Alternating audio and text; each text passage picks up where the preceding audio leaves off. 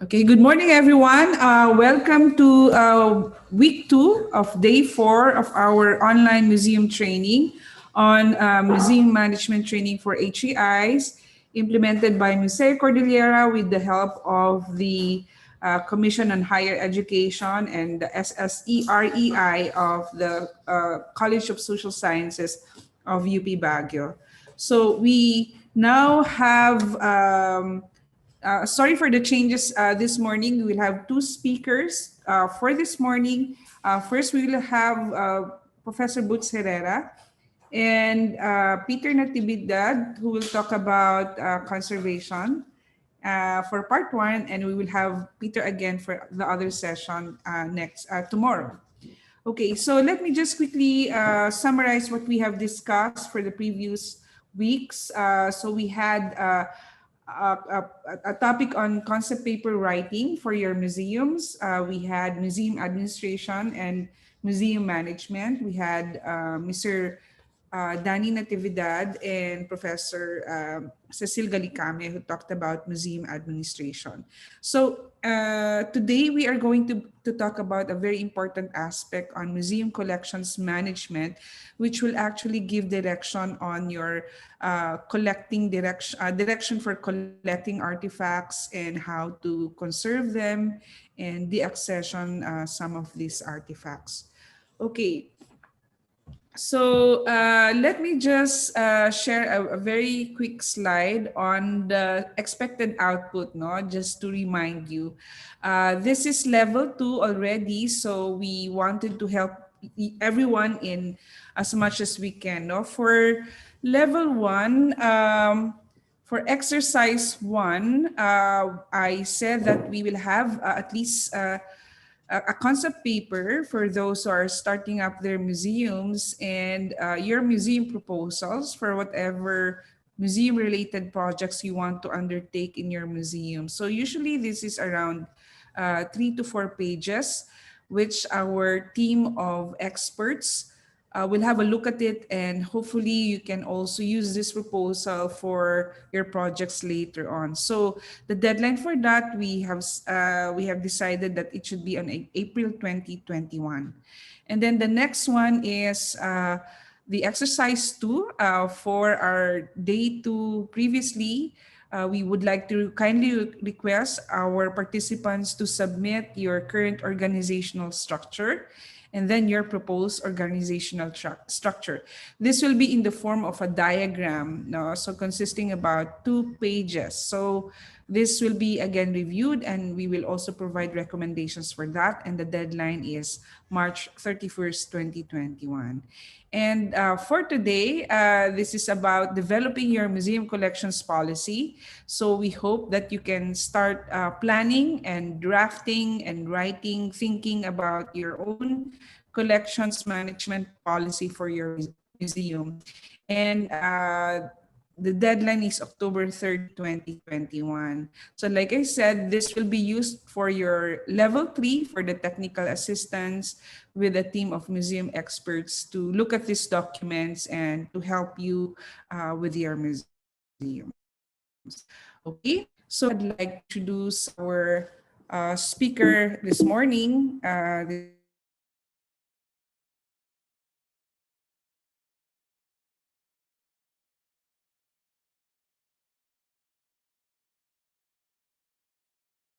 This is Professor Boots, Director and Chief Curator since May 2015. This was preceded by her post as Director of the Cultural Center of the Philippines, or CCP, Visual Arts and Museum Division, Production and Exhibition Department from January 2012 to April 2015. She was then seconded from the University of the Philippines in Diliman, where she was a regular faculty for more than 20 years at the Department of Art Studies. She also lectures for the BFA in Arts Management program in Ateneo de Manila University, where she teaches curatorship, collections management, and other museum-related courses. She was part of the team of our curatorial consultants, no, for the opening of the UP Baguio Museo Kordilyera in 2018. Until her posting at the CCP and AAG, she was engaged in freelance curatorial and museum-related projects. Among her research and exhibition projects are on Italian sculptor Francesco Riccardo Monti, painter and educator Florencio Concepcion, abstractionist Lee Aguinaldo, and conceptual artist Roberto Chabet. She co-authored the book The Life and Art of Lee Aguinaldo in 2011 that won the Alfonso T. Ongpin Best Book on Art Prize by the National Book Development Award in 2012. She is a member of the International Council of Museums, or ICOM, and CMAM, or the International Committee of Modern Art Museums. Okay, so we welcome Boots Herrera, and for your reference, in the kit that we sent you, Chapter 2 discusses some pointers on developing your management collections policy. Okay, so we welcome Boots Herrera. Hi, Boots.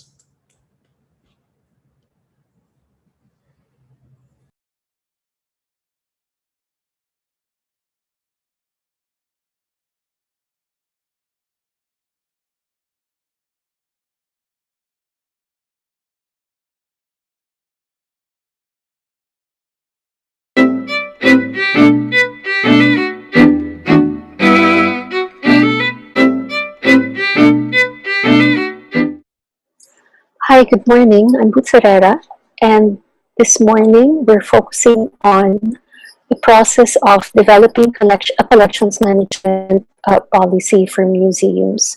Firstly, I wish to thank UP Baguio, Museo, Kordilyera again for inviting me to be part of the second phase of the workshop. So, okay, let's proceed. Now, in the course of our task as managing museums, we have often come across questions which at times are quite difficult to resolve. So here are some instances or cases, no, that you may have encountered in your years working in your university or in your museum. So first is our museum has quite a few objects that we have had for years, but we aren't sure if we own them. And this is actually true for many museums, even non-university museums. We would like to dispose of the objects. Can we? And how do we do it? Another case is every year our university ends up accepting donations the museum doesn't really want. How can we control or manage this? Or in one instance, this one I actually heard many years ago. Our director is attending a formal event and she's requesting to borrow a jeweled comb from the collection as hair accessory. So do we allow her to use that? And then another is our university plans to establish a heritage museum, but funds are limited to form a substantial collection. So how do we acquire objects? So these are just some cases, no, that you may encounter or have encountered, and these matters can actually be resolved or clarified through the process of defining a clear policy for collections management. So first, let's again go back to the basic, the frameworks that define our task and responsibilities now in a museum. So first, we have to remember that museums are public trust, whether it's state-owned or privately owned. Museums has the status of a public trust, and collections are held in trust for the public and made accessible to for the public's benefit. Also, museums are considered the stewards, no, of these objects. So what does that mean?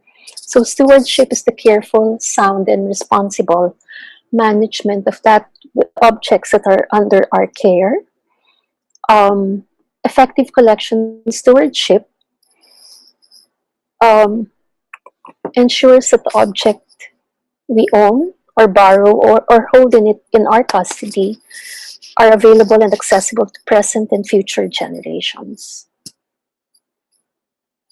So what is collections management? I think this was discussed in phase one, but just as a review, no? So basically, when we refer to collections management, it is the integrated approach to developing, caring, documenting, and using the collection.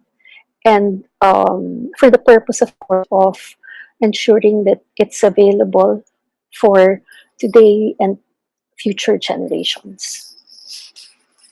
And what is a policy for collections management? So it's a detailed written statement that explains why a museum is in operation and how it goes about its business. So the policy articulates the professional standards a museum follows regarding the management of objects under its care, and as a guide also for the staff. So this is an illustration I always use, no, to explain the advantage of having a collections management policy, which defines also a subsection of that would be the acquisition policy. So an acquisition policy is it's an essential instrument, no, that helps us control the entry of objects in our collection and the best use of our resources. So here you have in this illustration, you have a curator at the center, at the bottom center, defined by its the resources that she has within her reach. So so many number of cubic feet of storage and so many number of square feet of display. No, so if the illustration shows that she's being offered several different objects under her from different individuals, perhaps in the community. So let's say this is a local history museum, and if you look at the details of the types of objects that are being offered, they are of different scale, different types of materials, and related to different disciplines, no, or subject areas. So, and given that the arch is actually represents the acquisition policy, and among these 8 prospective donors, the best object that's being offered for donation that is consistent with the mission and the vision of the museum is what a schoolboy is offering, a Roman coin. No? So otherwise, and the without the acquisition policy, it would be difficult to explain why you're not accepting one and accepting another donation. No? So it helps us have clear-cut criteria and basis for accepting and declining donations. So just to again clarify what stewardship means in relation to specific aspects of museum operations. So the standards regarding collection stewardship, there are actually 8 items under this. No? So it requires that museum owns, exhibits, and uses their collections for appropriate to its mission. Next, the museum legally, ethically, and effectively manages the documents under its care and the collection and related to the collection. No? And then the museum conducts collections-related research according to appropriate scholarly standards. The museum strategically plans for the use and development of its collection. So there's strategic planning, there's forward planning when it comes to the use and development of the collection. Also, the museum is guided by the mission and provides public access. So this is very important. We're not just storage facilities for these objects. And the reason why we're collecting is because um, it is these are materials, these are objects that can help us fulfill our duty as as an educational facility, no? Through our exhibitions and publication programs. The museum allocates its space and uses its facilities to meet the needs of the collection, audience, and staff. Um, the museum has appropriate measures to ensure safe security of the people. Don't forget people involved in charge of the museum and the collection, as well as the collection, the objects, and facilities that we own and use. And then the museum takes appropriate measures to protect health risk. And this, if you review the different topics in this workshop, for phase one and second phase, the different speakers, subject areas actually address these 8 bullet points. Now, just to give us a more visual understanding of what collections and what are we managing and what are we creating. About collections management, there are actually systems designed, materials that are produced that we have to keep and manage. So, understand these, there are two perspectives. Looking at it from the point of view of the collection, and then looking at it from the institutional perspective. So, based on the collection, we look, of course, the physical collection. These are gates, be digital documentation, the digital records, the catalogs, catalog data files. Rights management has to do with copyright. The museum and the museum team should have a clear understanding of the extent of rights that you have over the collection and what else needs to be cleared, no? With the copyright holder, the artist, their heirs. Born digital assets are actually assets or files or data that have been created initially as digital data. For example, this is actually relatively a new concept that's applicable to archives management. So, for example, scanned records, scanned pages of interviews or scholarly notes. So the scanned files are born digital assets.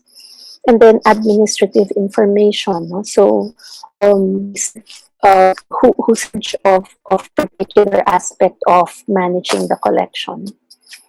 Narrative information has to do with, in a way, the provenance, all the information related to the collection, even reaches the museum. This could be it's like a biography, a CV of the object before it. This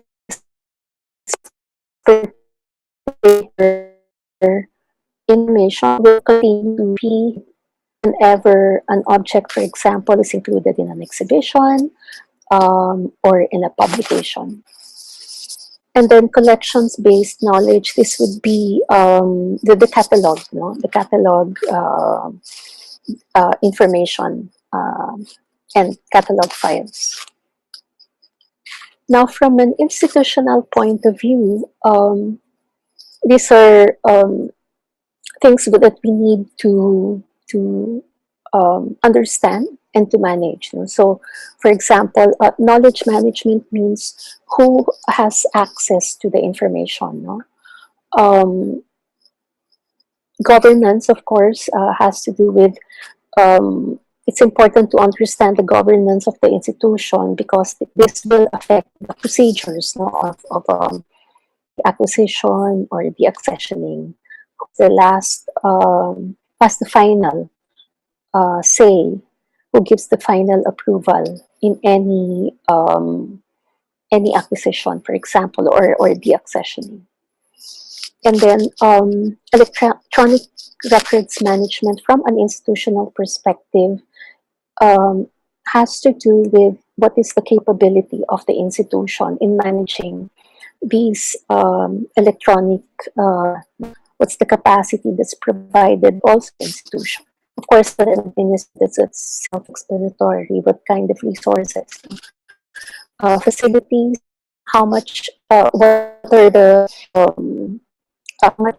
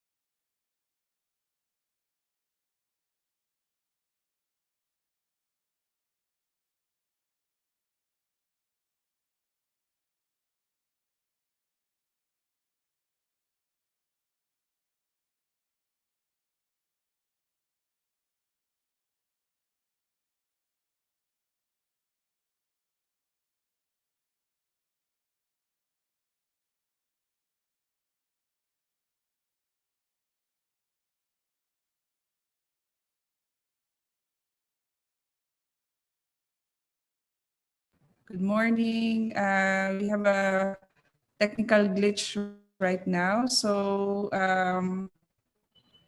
hi, Boots. Hi, I need to share my screen. Okay. It's disabled. I can't share my screen now.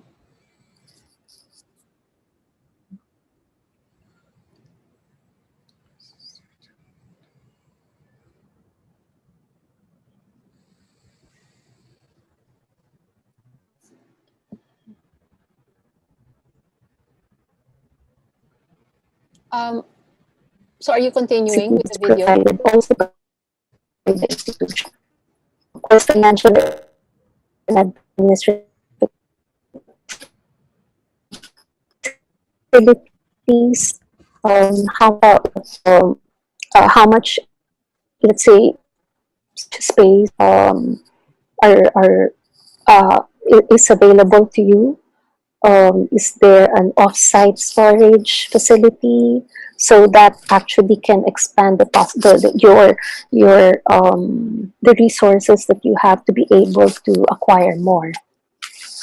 Then other resource management would be in terms of manpower as well, staff support, and then marketing and outreach has to do also with how, let's say, for example, your collection is used in different in other programs outside of exhibitions and publications. No? So, for example, merchandising, the institute on social media. So, how much of that? What are your policies, no, regarding the use of images by outside by not by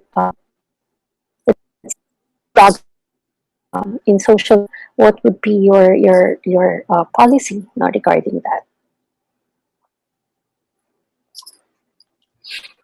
So this is actually a very on five session diet discussion policy.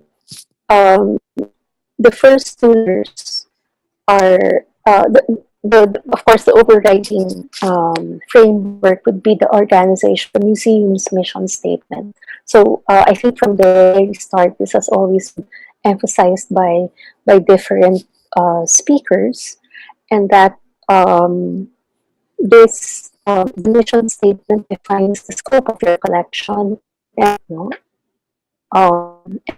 and how you plan to expand the collection, that mission and vision.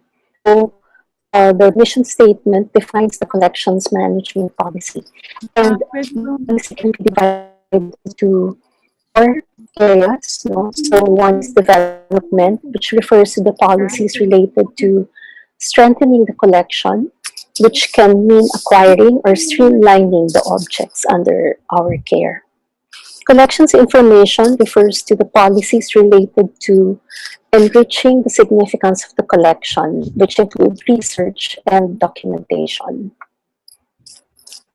And then collections access refers to policies that provide public accessibility of the collection, either through exhibitions, publications, loans, as a study collection, and in virtual platforms. So I want to emphasize on the concept of a study collection. This is very important, especially for university museums, because more often one of the main reasons why university museums exist is because of its educational value to the community, to the university community. So, and given that, it's important to have specific guidelines that would help students, the faculty members, access the collection without sacrificing the security and safety of the objects. And then care, collections care refers to the procedures related to conservation, storage, transport, inventory, risk, and disaster management. So these are the four areas. Although when you look at the different parts, or if you are to outline the content of a collections management policy, it doesn't have to, it won't follow this four, but these are just different concerns that a policy would always have to address. So when framing the a collections management policy, what are the important concerns? Well, the governance, the legal nature of the museum or the collecting institution is very important because it defines systems of accountability, and then the governance of the institution. How is it? What kind of relation? So, or whether it's a government or a private entity, there are differences when it comes to procurement, for example, and actually has to is a process that collection acquisition can undergo. So government entities would have a different procedure than a private entity. Is it a secular or religious entity? Is it a corporate, charitable, etc.? So these are things that you have to take into consideration. And then, of course, the segregation of the unit of the university museum in this case. No? So what's because this defines the chain of command. No? So under which office are you? If there is a bigger office in which you belong to, so you have to factor that in. Are you independent of any? Are you an independent directly to president and whatever? Who are need to make the final decisions. No? So, and recommendations regarding collection acquisition and even the accessioning. So other frameworks that we need to consider would be, of course, the ICOM Code of Ethics.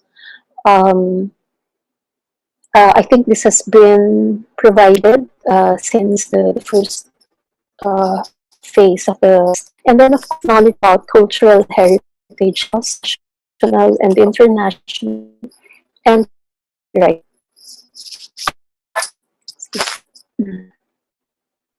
So general pointers in developing a collection management policy. So it's important to make the procedures and areas of responsibility clear. Have a clear concept, no, of the procedures and areas of responsibility. Always define who is the final decision maker. And in some cases, where appropriate, it's important also to allow exceptions, no, in unusual circumstances.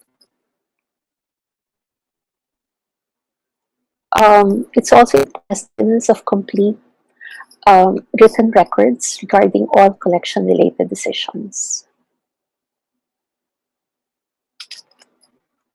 These are just some terms that may need to be clarified. No? So I think this has been touched on in previous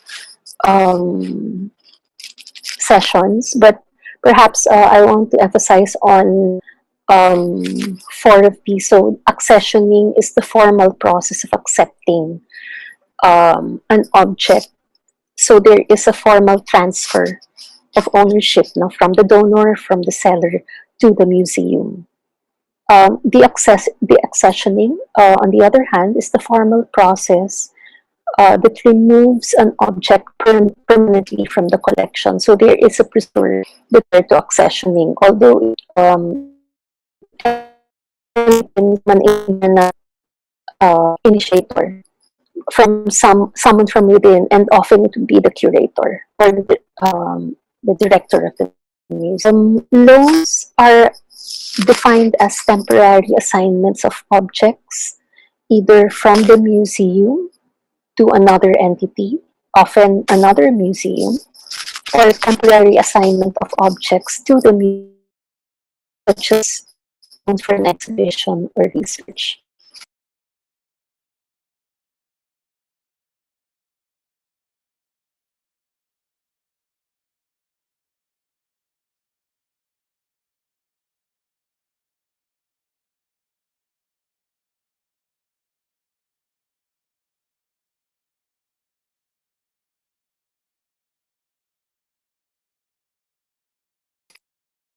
Assignments do not involve a change in ownership, but nevertheless, take on the response and safety of access. That's why it's always important to put objects insured, and when lending an object from your collection, you ask for the same um, basic requirements, no, for your collection. So objects placed um, objects that but a temporary museum for purposes, as mentioned earlier,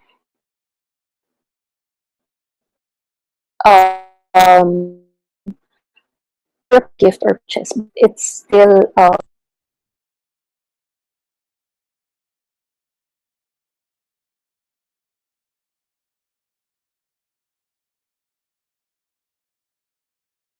this stage. So it's only just under given the objects are still given the museum, right?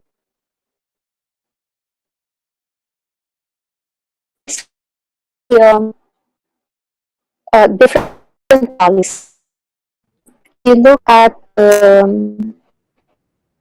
if the zero in handbook museums work.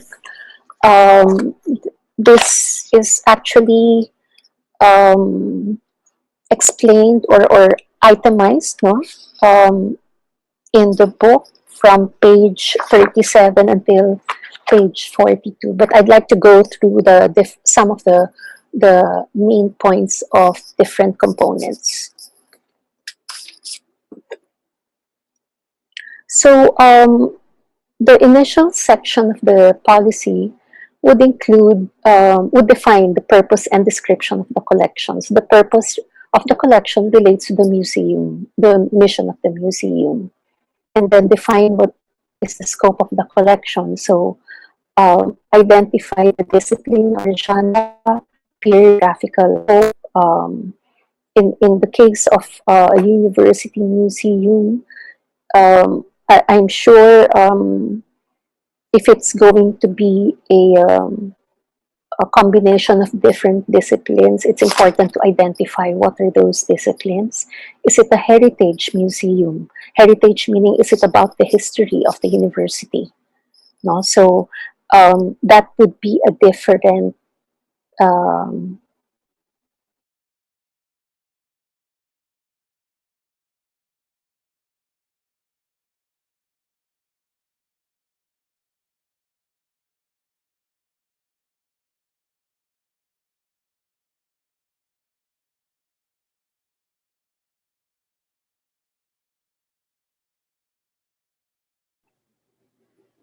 Iki, naka-disable ako. I can't share my slide.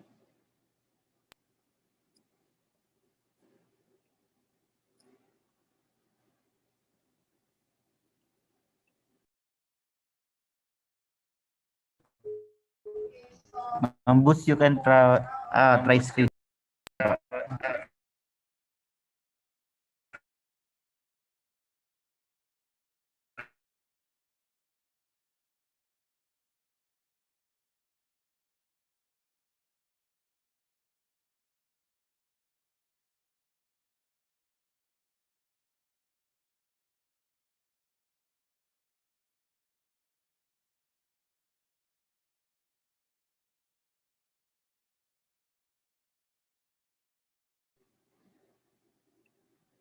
Okay, can you hear me now?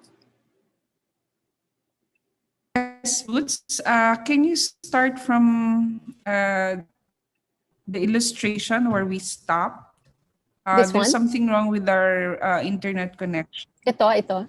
previously, the one with the illustrations. Okay.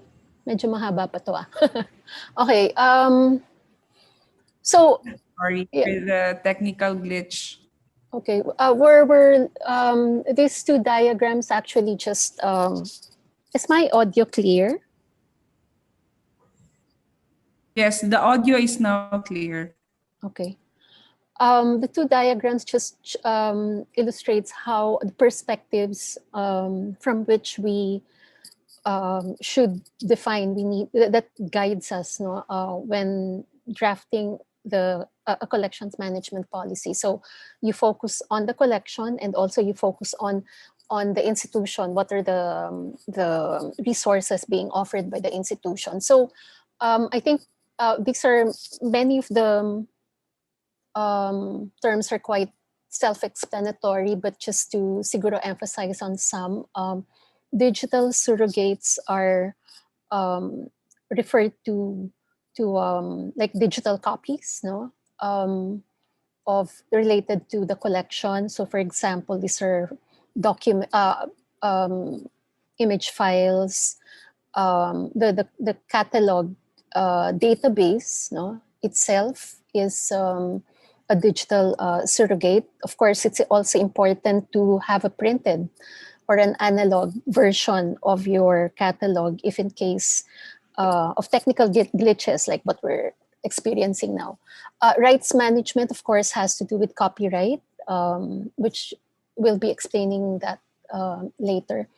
Born digital assets, as mentioned, this is actually a relatively new concept which applies to museum archives or archival management. No, these are, for example, scanned files of documents, no, that you've had in your archive, and you create a scanned image of that.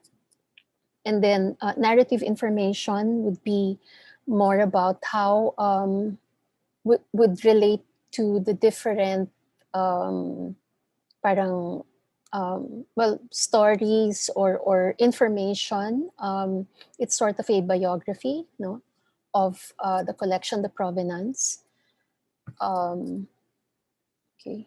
Sa institutional perspective, it's important to understand, again, the governance, who are the decision makers, because that is defined by the organizational framework of your museum.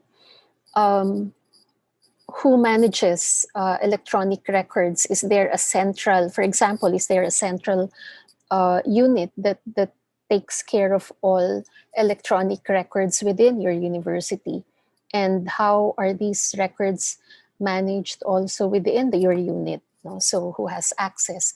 Marketing and outreach has to do with how do you what is your policy regarding access or use of information about your collection through social media platforms and then other educational platforms.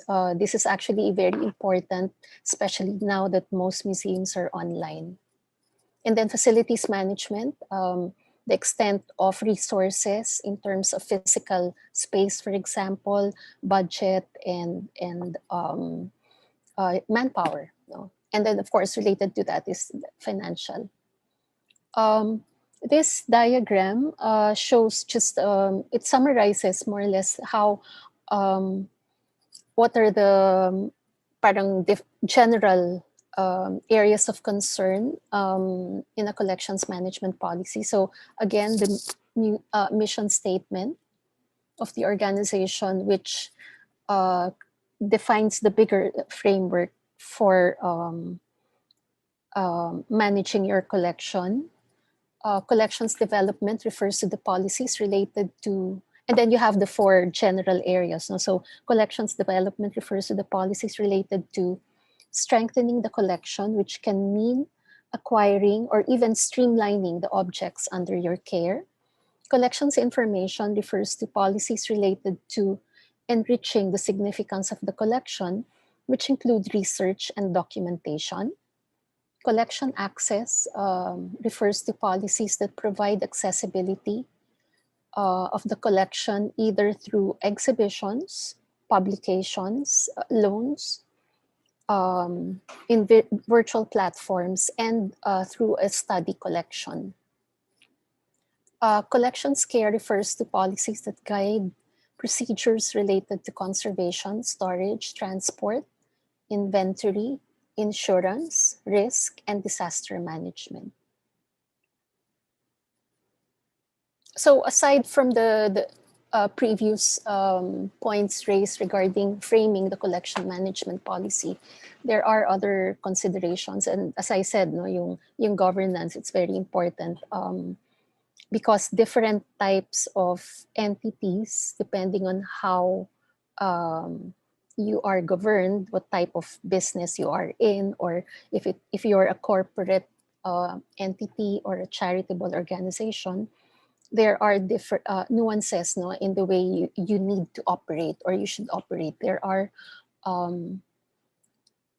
procedures that you need to follow if you're a government entity and if you're a private entity. So the organizational framework also defines, let's say, for example, decision making. Who makes the final decision, or where does the final decision rest? If you are part of a bigger unit within your university, do you go that far, or does decision making for certain aspects of the collection just stop within your unit, or do you have to go to the office of the president? So in our case, we have those distinctions. There are specific decisions or documents that need to be signed. It can be signed just by myself, as director of the Ateneo Art Gallery. There are documents that need to be signed by the president. And then, of course, other frameworks, the ICOM Code of Ethics, which I'm sure you already have a copy of, at least the 2013 version. I think that's the most recent, no? And then cultural heritage laws, both national and international, and of course, copyright law. So general points, the procedures and areas of responsibility should be stated clearly. Again, who always define who is the final decision maker. It's also good to allow for exceptions in special cases. Now, this is on a case-to-case basis. So parang meron lang flexibility, no? And then it's also important to document all collection-related decisions. So minutes of the meeting, even email, no? Email exchanges, these are very important. This is already a way of documenting discussion and decisions made related to collections. So I think this is some of the terms have been defined, but for purposes of this particular presentation, I'd like to focus on, again, what is meant by accessioning. So that's the formal process of accepting an object. So there is a formal transfer of ownership. The accessioning is the formal process of removing an object permanently from the collection. Although this is a very parang decisions made regarding the accessioning are done very carefully because you can no longer take it back. No, so these are very and museums are quite strict, no, when it comes to the accessioning. Loans are temporary assignments of collection objects, either from your museum to another entity, often a museum, or from another museum, you're borrowing it either for an exhibition, so, or research, or long-term parang loan. And then objects placed in the custody of the museum, sorry, this is where you have long-term loans. And then also, if in case you're being asked to confirm attribution, if you have the facility to examine, do scientific study. So that's what is meant by objects placed in custody. So the components of the policy, as mentioned earlier, there is a section in the Handbook Museums at Work that defines the different sections, and an outline like this. No, so I'd like to go through some each of them quite briefly. So in the statement of the purpose, aside from the mission of the museum, it defines the scope of the collection. So either you define specifically what is the scope in terms of discipline and or period, or even geographic scope. No, if it's a local history museum or a city museum, so very clear na may geographical context. And then it also states the uses of the collection. And again, I go back to emphasizing the concept of a study collection or a research collection, especially for universities. No, this is important because it defines the extent of access that you can give, no, to researchers, whether from the university or from outside, to access to students if they can handle the collection, for example. So usually yung study collection ang ginagamit dyan. So with regards to records, the forms and extent of documentation, it's also good to annex or add to the policy the documentation and cataloging system that you are following, so that it's parang recorded, no?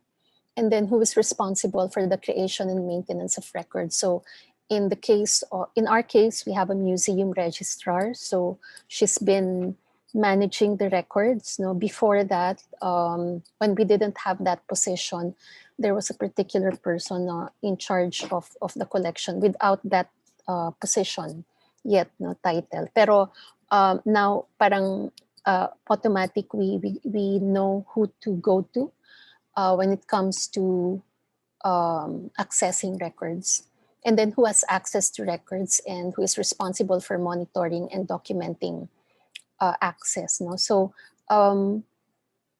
And then what is the extent of public access to collection data? So it's very important to understand what are the information that need to be protected, no, cannot be released to the public, and what can be available to the public. And this is especially, again, true now that we're doing mostly online programming.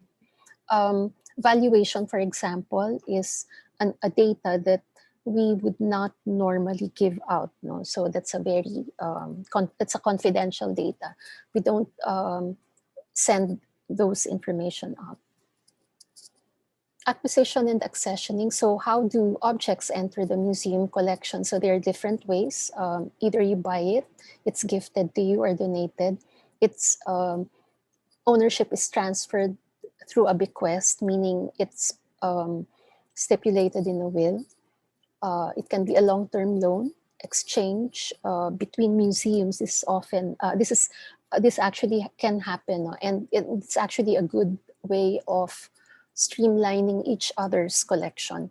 And then field research, especially for university museums, no, like Museo Kordilyera, I'm sure has acquired several objects through field research. And then how is the acquisition initiated? Who initiates it? No, it's either the curator or a researcher who's offering it to the museum. And then what are the criteria for accepting or refusing donations? There is a concept known as restricted gifts or donor restrictions. So it's important to clarify those restrictions before you formally before you finalize your decision.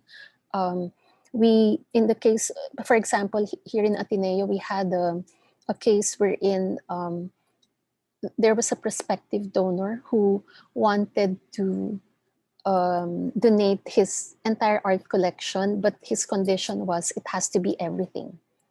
But you would think that is a good thing, but you have to remember in the long run, you ask questions like, what is the extent of his or her collection? Is it compatible with the mission of the museum and our collection?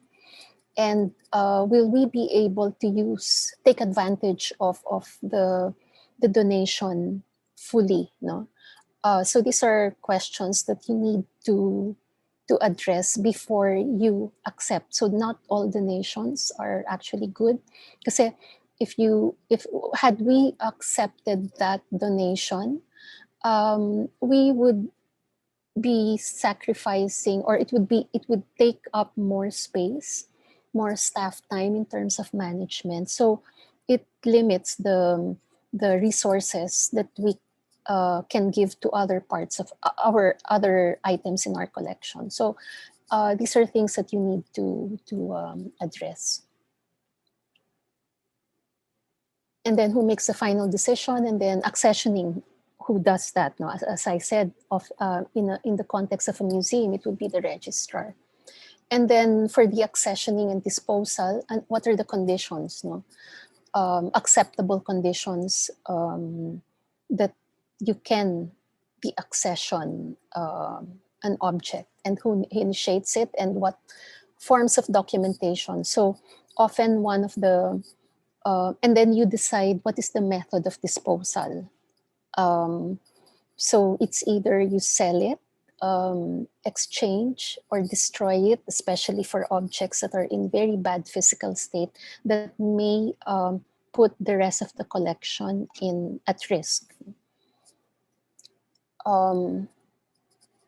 So another in the ICOM Code of Ethics, it indicates one clause there indicates how funds should be used if ever objects from the collection are disposed through sale. And often what the ICOM Code of Ethics indicates is that it should be used, the funds should be used for the care of the collection.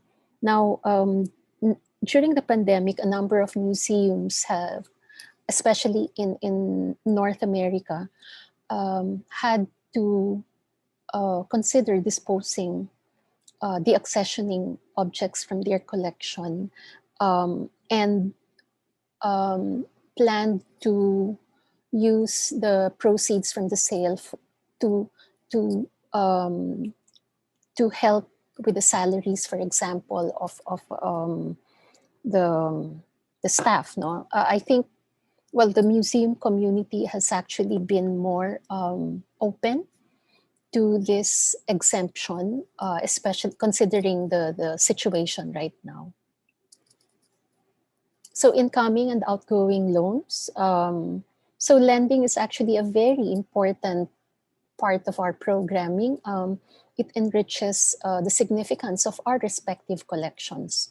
So whether you are the lender or the borrower, your museum must define the basic requirements to ensure the safety of loaned or borrowed objects. So like in our case, we have a loan agreement for incoming and outgoing loans. In some cases, a borrowing institution would have their own loan agreement, so that will suffice for our records to formalize the loan. So what are the basic requirements? What are the criteria for denying loan requests? One request that we would not consider is if it's going to be for part of a commercial exhibition. No? So even if, of course, it will not be sold, but we would not allow any of our collection to be part of a project like that.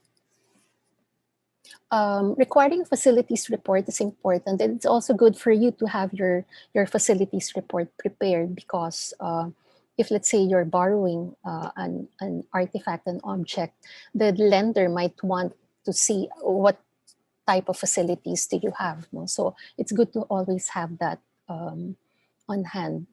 Who accomplishes the condition report?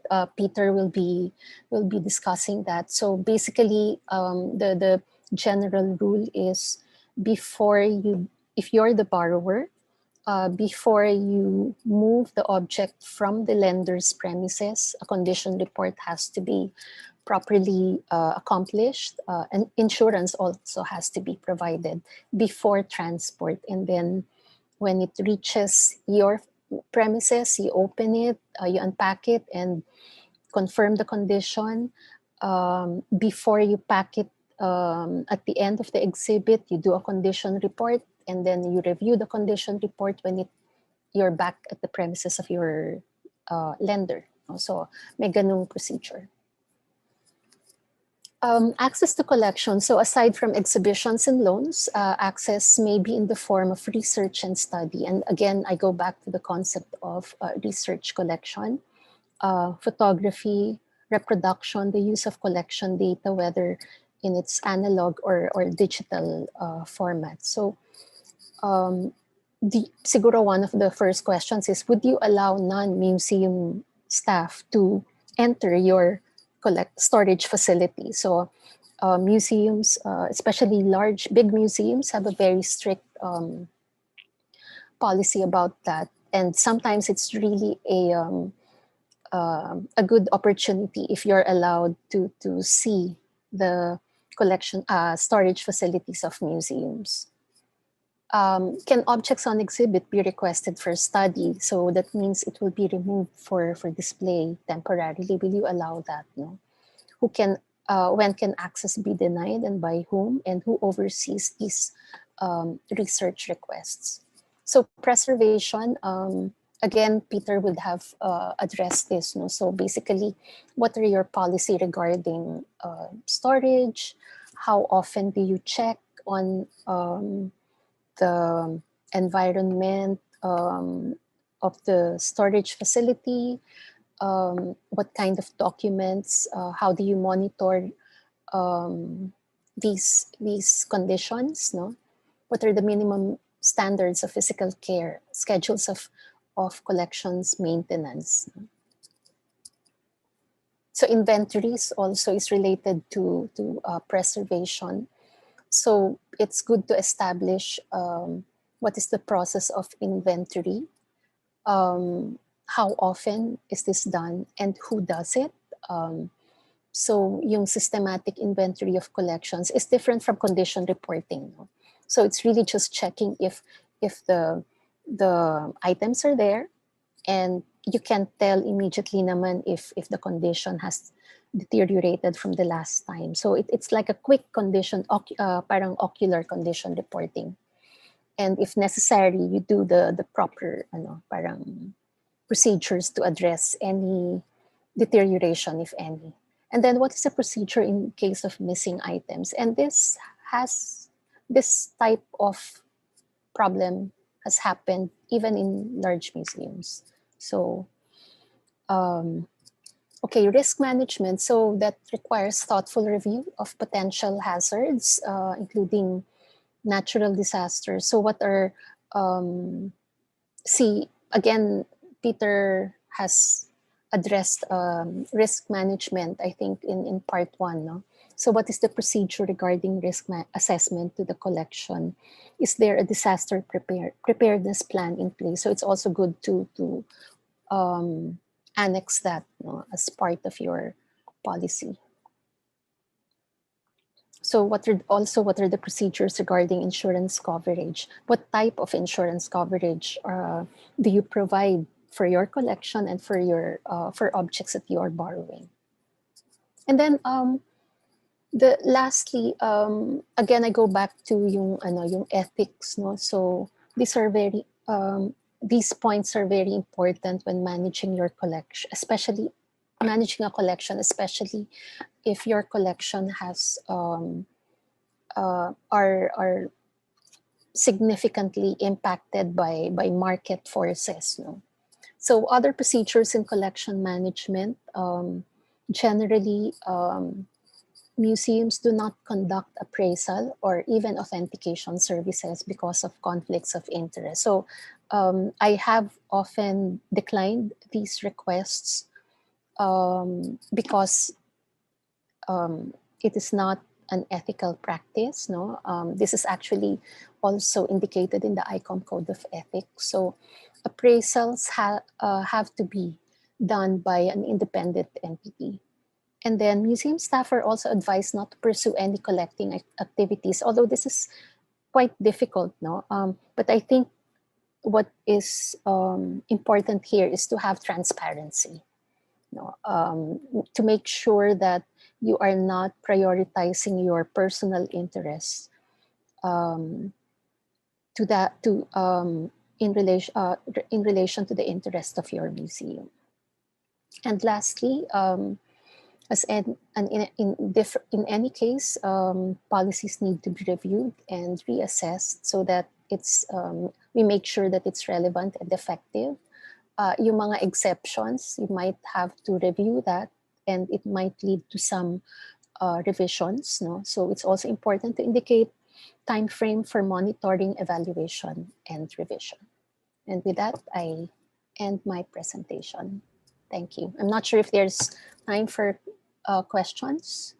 If there are any. Okay, thank you so much, Boots, for that very informative presentation. With the kind indulgence of our participants, perhaps you could extend today's webinar until 12:30 to give way for the Q&A and also for the part one of Peter's presentation. Okay, Boots, we have some questions already in the chat box, if you could see that. So the first question from an anonymous attendee. The question is, what if you don't know yet if the item is loaned or owned by the museum? You aren't sure who to ask. Do you accession it? If not, how do we document those items in our museum, but not sure of their ownership? Okay. Yeah, that's actually a good question, and especially good. It's a good question to ask if you're just formalizing. No, you're just setting up the museum entity.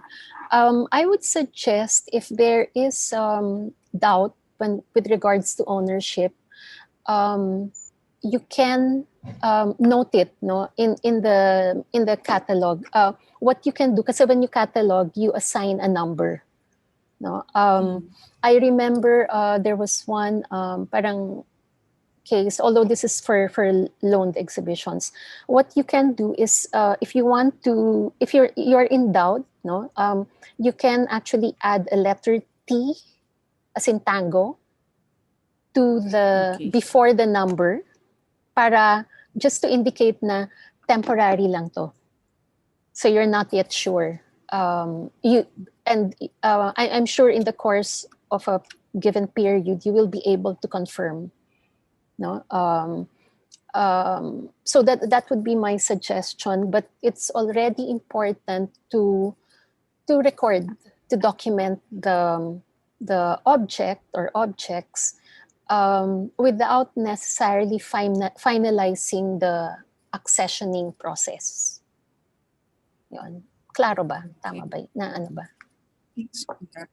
So there are, of course, our participants right now are in the process of setting up their museums, and the other one with established museums already.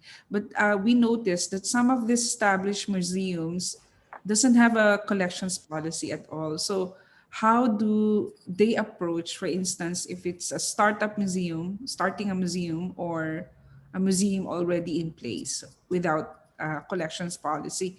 How would you approach that, for instance? What kind of advice would you give to our HI participants mostly and LGUs? Yeah. Actually, that's not a rare situation. Like the museums I've worked with, even here in Ateneo Art Gallery, we're still parang in the process of finalizing, no, yung mga ano, but there are procedures in place. So it's a matter of recording those procedures. So I would suggest yung outline sa handbook, no, Museums at Work, which actually is is also taken from other references, no. You can follow that. Start writing down the information based on your current experiences. If you're already an existing museum, so it's actually easier. So parang examine ano ba yung ginagawa nyo. Let's say pag merong prospective acquisition by purchase, for example. So what are the procedures that you have to every step, no? Like I know, di ba sa inyo, meron kayong purchasing kwan, yung PO, yung basta yung mga ganong procedure. So ilagay nyo yun, isulat nyo yun, para nakaklaro din, so that whoever is in charge a few years later already has a guide. No? So that's actually quite helpful, and it's good even if especially if you're already existing. So it's really a matter of documenting, writing down what you are already doing. Now for museums that have yet to start, it's also good that you have you're starting from a clean slate, but rest assured that yung mga references, I think, well, I also sent 2 PDF files, no, as guide for drafting a collections management policy. That's very useful. These are one, if I remember right, is was published by Museums Association, which is the association of registrars, no. Sorry, it's an association of museums, and they've been producing, helping different museums in matters like this. So that's quite useful. I just had to summarize, no, based on the references, but there are detailed guides that you can avail of, and then guide you through the writing. Thank you, Boots. There's a question from YouTube. Is there a template that we could, the HAIs could follow? Like just halimbawa, you can fill in the blanks Oo. and they can work that Actually, out. meron akong nakitang template, pero kasi para sa sa art museum, baka hindi ganon ka But I think the outline indicated in the handbook is good enough as a template kasi it asks questions, no? So parang sagutin mo 'yon, and that will define ano yung policy mo in relation to that particular one. I'm sure I wasn't able to get any template for kasi I'm imagining most of the participants here are are more involved in social history and ethnographic, no? But I think in principle may general principle. So the questions or the points being raised in that outline, no, sa museums at work would be helpful, would be as good as a template. Yes, thank you so much, Boots. For the case of Museo Cordillera, we already have about 50 pages of the collections policy. Last, no, meron din. But still, there are some points that we need to refine. So matagal talaga yung proseso ng paggawa ng collections policy. But for this level 2 training, we encourage the museums to, write drafts. And maybe in level 3, we could have a look at it, and we will help you out, shepherd this collections policy, because really that's one of the core policies that should be in place in a museum. Yeah. There's a question from Vesper Sheras. Ma'am, for us in the universities, we have Board of Regents. May I please know as to which level of decision making can they come in a museum? The general practice here is that all will need a board approval from policy, operations, and so on. From Vesper Sheras. Okay. University. Well, I've my work has mostly been within the context of the university, no, sa UP tsaka sa dito sa Ateneo. I think it's how will I answer this? We acknowledge, no, the entity of the Board of Regents as the highest governing body.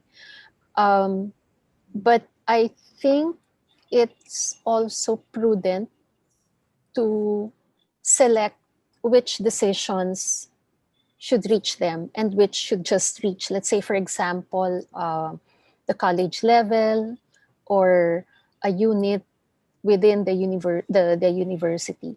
Kasi minsan, I would say na yung policies, pag na finalize nyo na, approval na lang nung board. Loan requests doesn't have to go to the board, no? Like in our case, if it's a loan request from a local museum, a museum here in the Philippines, ako na ang signatory. Pero if it's a museum overseas, we ask the president of the university to sign it, no? So may ganun kaming practice. So pero hindi na umaabot sa board. Pero yung board, I think it's good to have them approving policies that have gone through. Pero yung operations mismo, I think should not include them as often, not as often as possible, kasi it can also hamper your operations. And I'm sure the board will not parang appreciate that, kasi parang sa inyo na yan. Siguro yung isang case na ito, yung Vargas Museum is a good example. Many years ago, so the collection was donated to UP System 1978. So and since then it was under the university president. No, until sometime in the 1990s, we were asked, a colleague of mine and myself were asked to assess what is the best way to govern the Vargas Museum. And so we proposed na hanggang chancellor level kasi nasa diliman naman eh. So it's Yeah. understood that it's owned by the university system. It was donated to the university system. Pero yung chancellor ng UP Diliman ang pinaka parang final decision making body. And then at some point, its management was entrusted, yung day-to-day operations was entrusted to the College of Arts and Letters. So yung dean ng College of Arts and Letters ang a-appoint kung sino ang curator. So actually na ano yun eh, maganda na streamline. Hindi yung lahat ng decisions papaabutin mo sa university president. So you can have those parang combinations. For the case of Museo Kordilyera, loan agreements, deed of donations doesn't have to go through the board. They're policy making body, so it's the chance signs the final. We inform him na ito yung mga loan and the signature is affixed there, no? Yeah. So doon lang yung level, but in terms of deciding whether to loan or to donate or accept donation, it's the decision of the museum committee itself. I just want to point out like yung 'di ba yung bureaucracy, parang you're creating a bureaucracy. Yung sa loan donations pala ng objects ng artwork sa amin, yun yung president ang nagsasign kasi technically the donor is donating to the university and entrusting it to Ateneo Art Gallery. Kami yung parang custodian. So nakalagay yun sa sa deed of donation.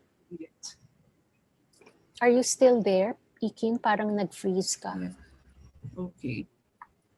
Yes, I'm here. Sige. Parang nag-freeze. Oo. Alright, so shall we proceed with the questions? Meron pa ba? From Anita Carlito. Are you good? Yeah. Sige. Nawawala ka lang. I can't, parang... hindi ko mahanap yung mga questions eh. Q&A? Okay. Here.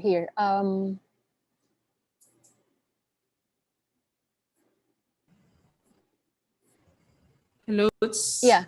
I'll read can Anita Sornito, can the organizing team provide a matrix for the exercises like I think this is for you. No? Yun ba yung question niya? Anita Sornito? Oo. Can the museum committee create? Yeah, I think yung mga requirements niya sa Yes, Miss Anita. Kasama yung museum committee in it's the MK board of the museum that actually formulates the collection policy of the museum. And also they also recommend that to the for approval. So yan, meron kayong finorm na advisory board, di ba? Yes, so the Board of Trustees Advisory Board, which is also the same with us.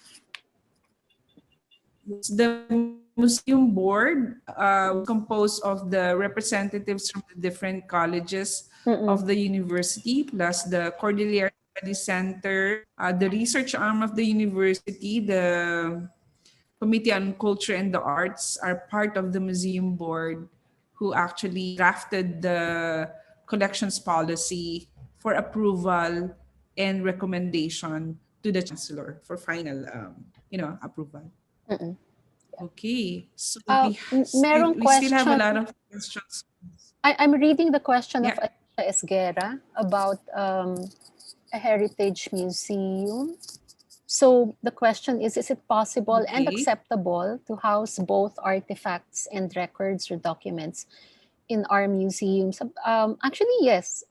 As long as you, um, it's really more yung pag layout nyo, no? Okay lang naman yun na ano. Kami dito sa Ateneo for the longest time before we moved to our new facility,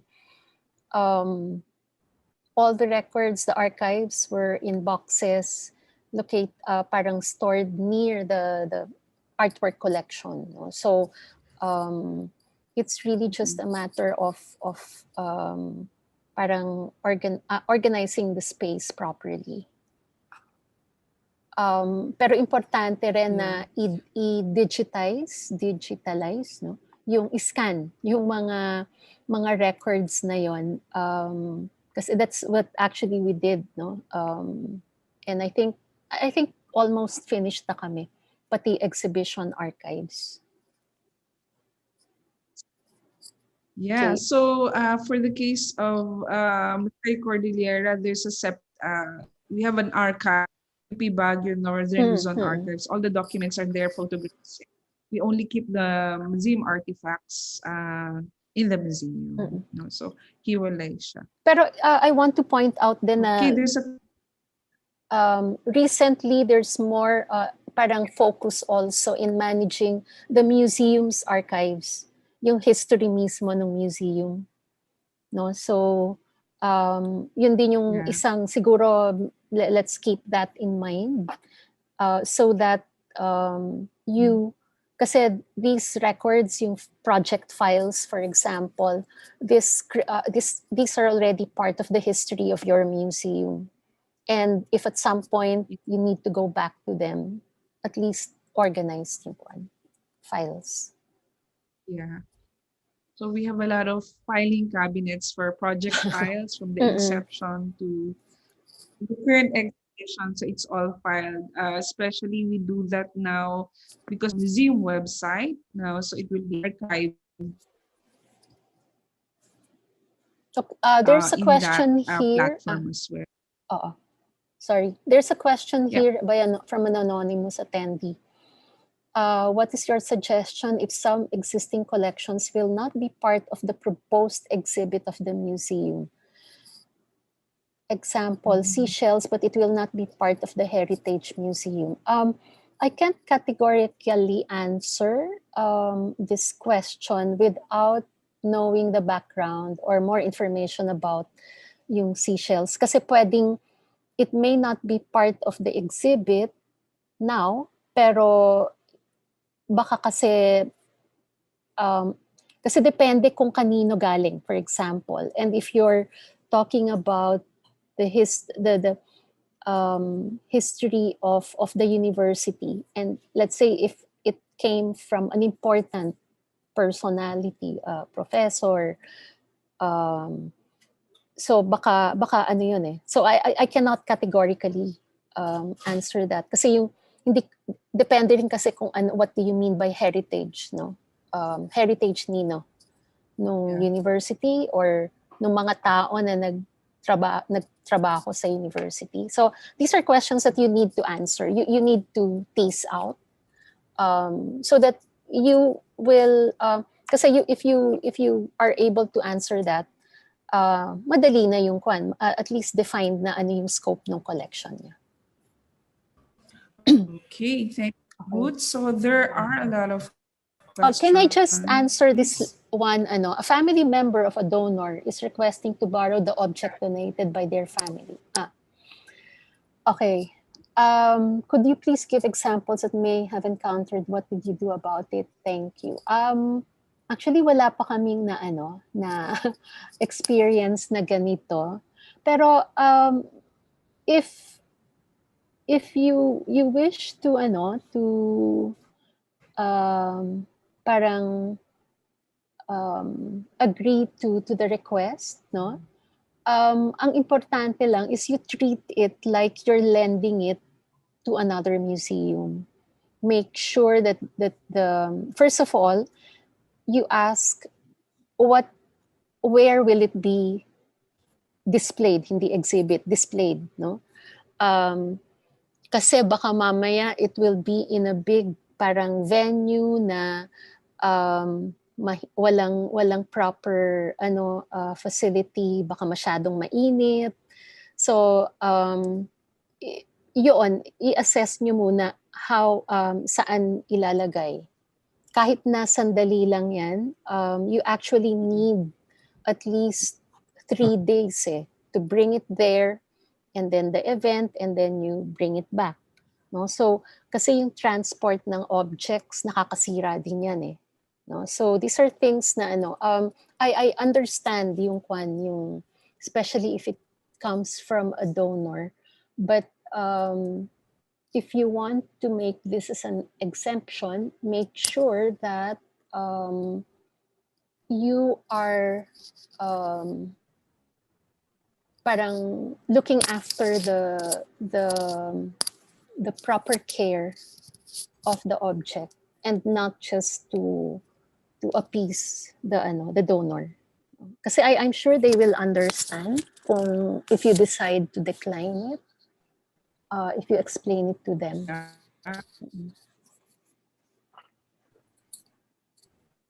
Okay. I think na ba? Marami pa ba?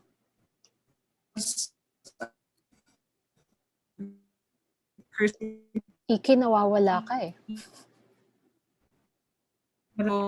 Nawawala yung audio mo. Hello? Hello? Do you want to, I think you should turn off your video para hindi masyadong maano.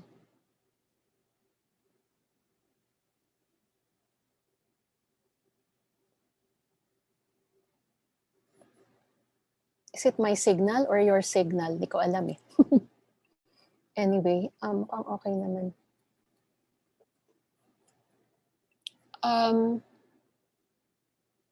Okay, there's a question. Am I still on? Can someone from the team confirm if I'm still on? Yes po, ma'am. Okay. You're still on. Okay, so can I answer? This is our university has an existing mix of collections, memorabilia of the university owner, cultural collections like cultural dress and accessories housed in the library with a separate room. Are you still there? Sorry. Yes, ikaw ang nawala. I'm answering this. Yeah, please go ahead. I'm answering this question about university having an existing mix of collections. Actually,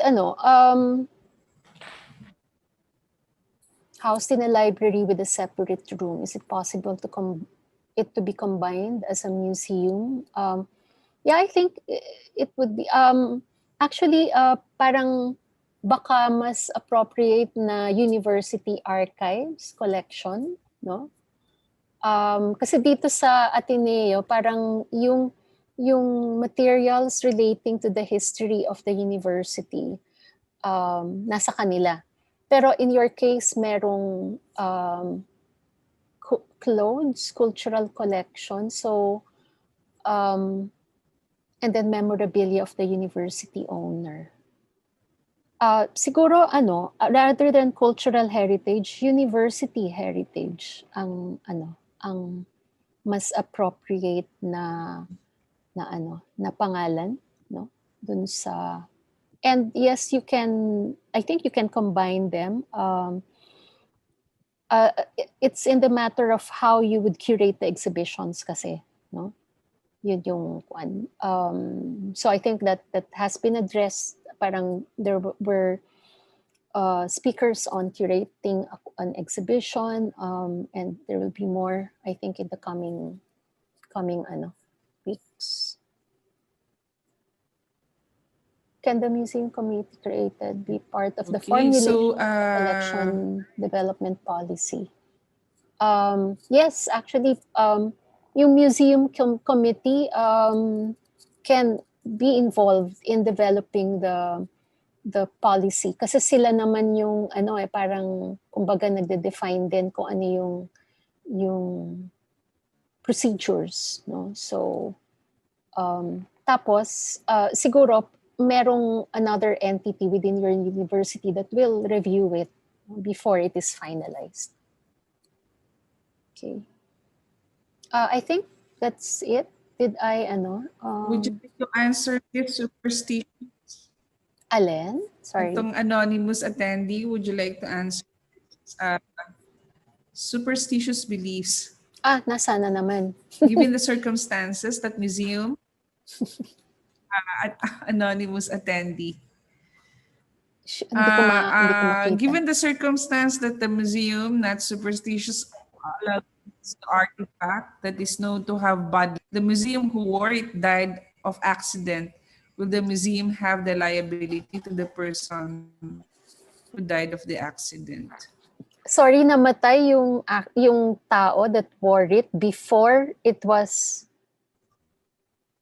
given to the museum? So there's a person hindi ko mahanap yung for the, yeah. Here. So there's a person who wore the artifact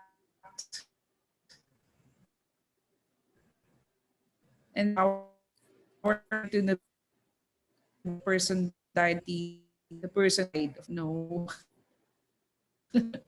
Sorry, I can't see the where is the question? Is it sa Facebook? It's anonymity in the Ayun. I want to change. I can sorry. just answer. Yeah, would you like to ito answer na. Okay, that? given the allowed to use the artifact that is known to have. What do you mean not superstitious? Allowed after one is known to have bad luck, and after one the person who wore it died of an accident. Parang I don't think you're there is a liability. I don't know ano yung conditions ng accident. No?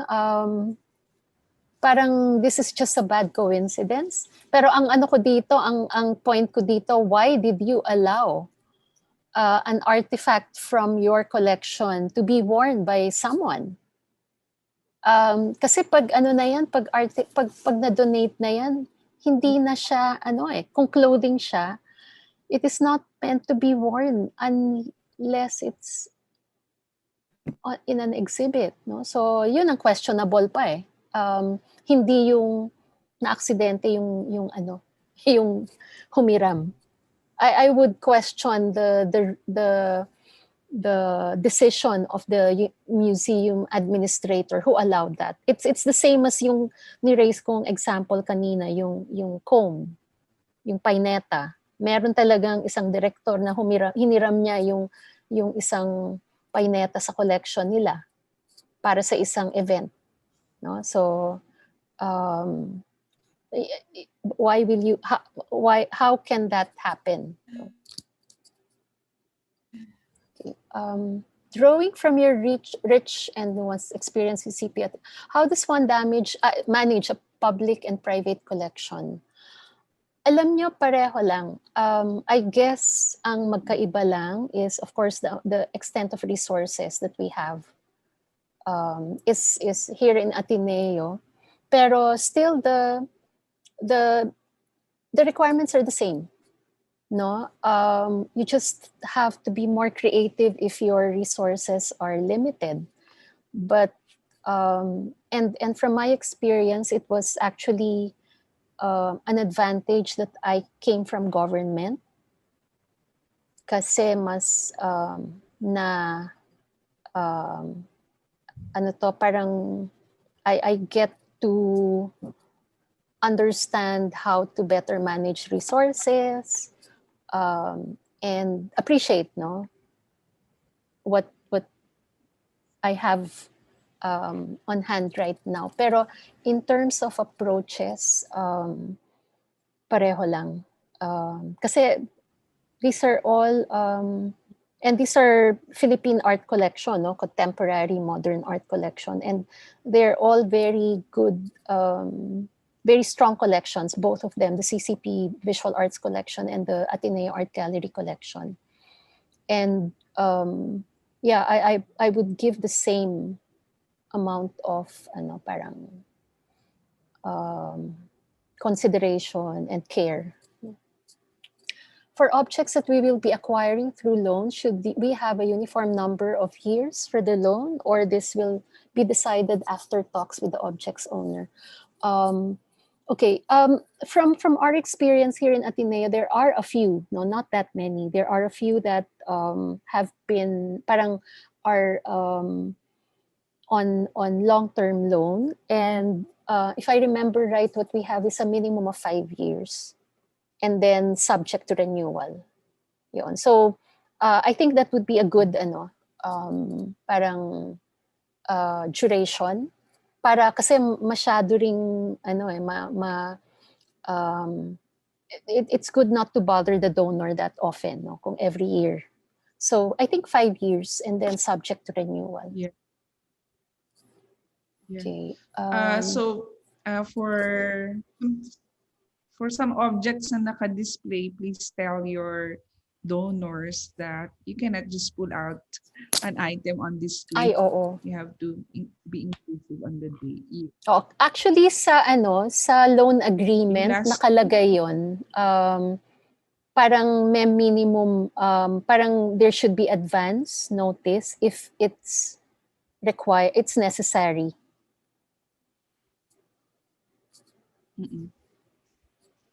Okay, more questions, Boots. So I'd like to accommodate all of these questions lastly.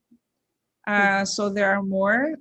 What about the case if someone claims a certain collection in your museum, but your museum doesn't have any documentation? Okay. Then they have to prove ownership.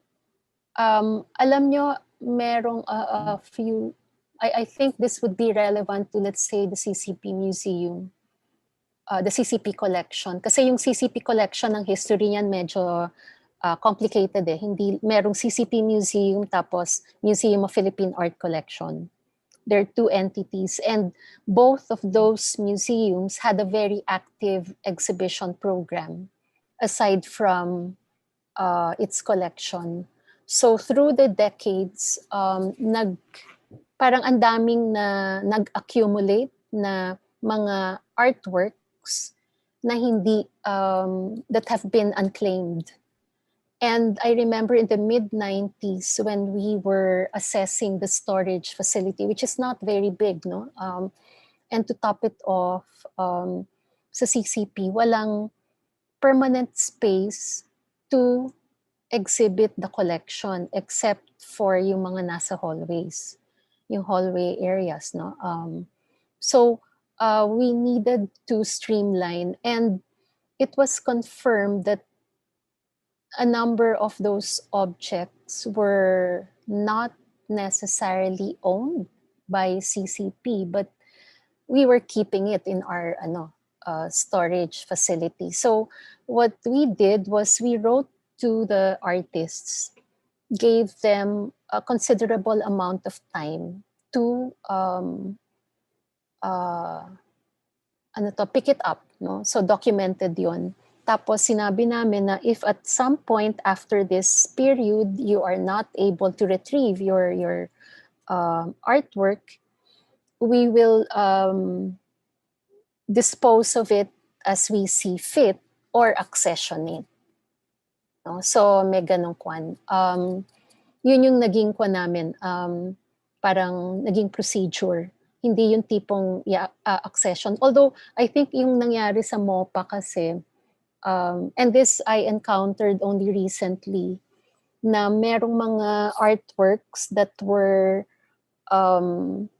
exhibited sa MOPA tapos hindi nila nakuha or hindi nabalik sa kanila after the exhibition. Tapos in 1986, MOPA was dissolved and the collection was transferred to CCP. Kasi it was technically under the organization of CCP naman. And then through the years, I remember there were a couple of artists who said, one artwork that we have, sabi nila, sa kanila yon, hindi lang nila nakuha.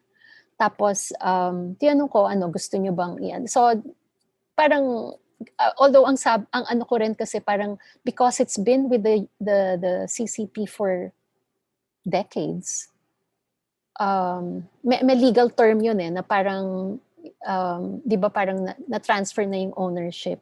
But if they insisted to get it, we would have, I think I would have offered to give it back to them. Basta documented. Yan. Okay, I think, meron pa ba? Okay, with regards to access to the public, should not the materials in a museum be exhibited at least once in its lifetime while in the museum? Yeah, actually, ang ano nito,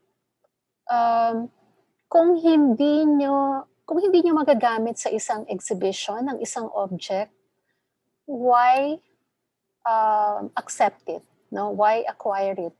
Why would you accept a donation?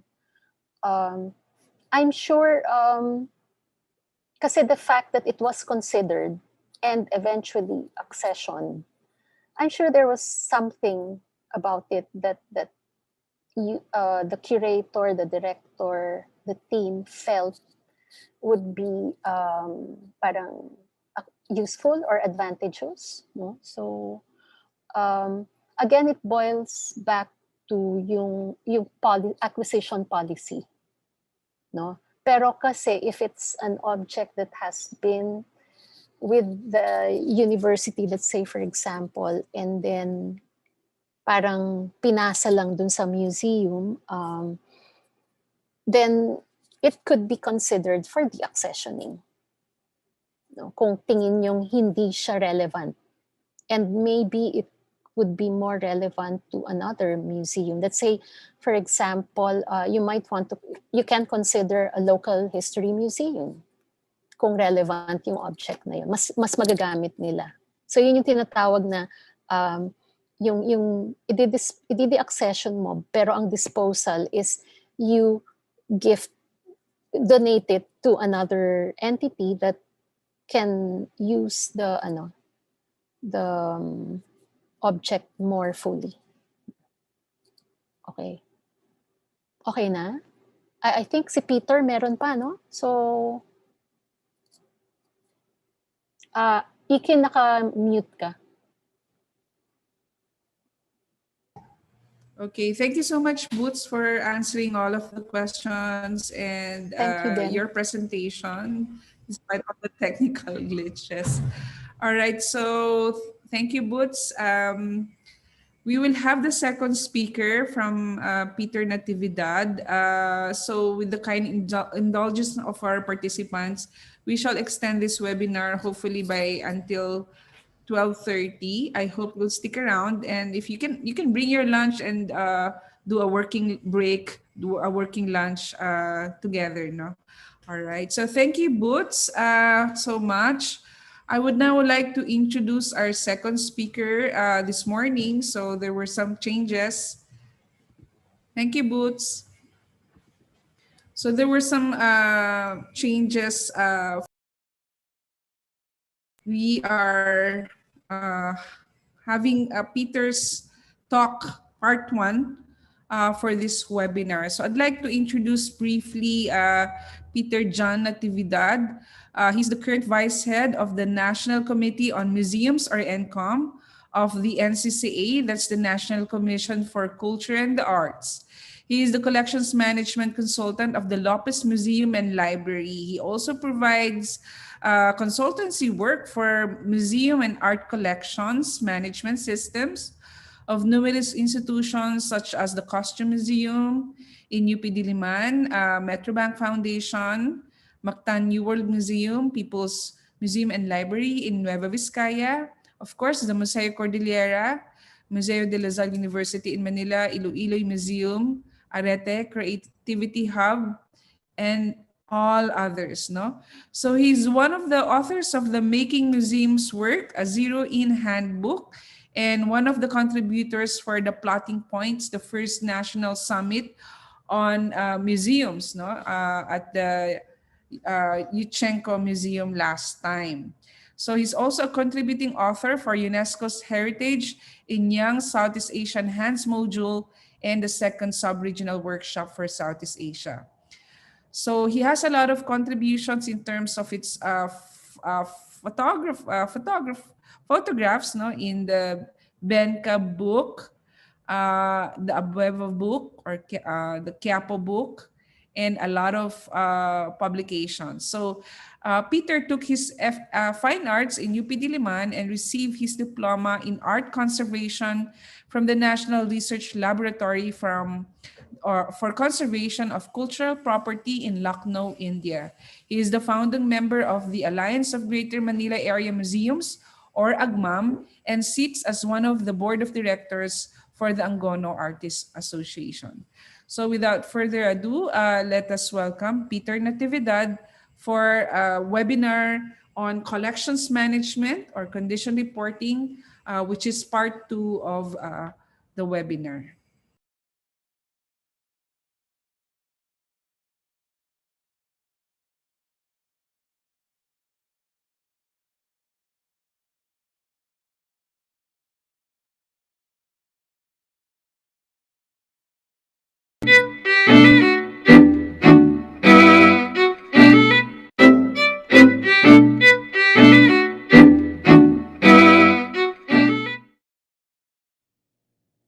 Hi, Kim. Maraming salamat. Again, I'm Peter Natividad. I'm here right now in our interim warehouse of the Lopez Museum and Library. So our topic again is condition reporting. Of course, no, we need to know why we're doing such a documentation. Following the direction of ICOM CDOC, CDOC is one of the subcommittees of ICOM, International Council Museum. That's we discussed before, no? In our previous first lecture series. So from their end, no, they say na sabi nila, museum documentation is concerned with the development and use of information about the objects within the museum collection and the procedures which support the management of the collection with effective documentation. So therefore, museums should be able to facilitate yung collections policies, collection care and accountability, collection access, interpretation, and use. And of course, no, very important then is collections research. So again, no, condition report. So what is a condition report? Condition examination is one of the essential factors in museum collections management system. It is a systematic approach to review and document the condition of objects in your collection. It is a comprehensive method to assist museum, galleries, and collectors for better care and manage the collections. Condition examination are applicable for exhibitions, loan, or mga hiram, no? Insurance, and conservation needs. So these are the functions of condition examination system. So ito yung mga impact and output, no? So of course, first is to increase your organization's understanding of what is in its collection. Provide useful information about potential acquisitions. If an object is in poor condition, requiring extensive treatment, this may influence the decision to acquire. So sometimes, no? So it captures important information at the time an item comes into the collection, providing a valuable reference point for any later changes in condition. So it helps you plan exhibitions by showing which objects are in a stable condition and which need treatment. So the documentation or condition report provide information for application seeking funding for conservation assistance. So sa ibang museums yun. Very applicable yun. So it helps identify and remedy any problems with storage or display practices.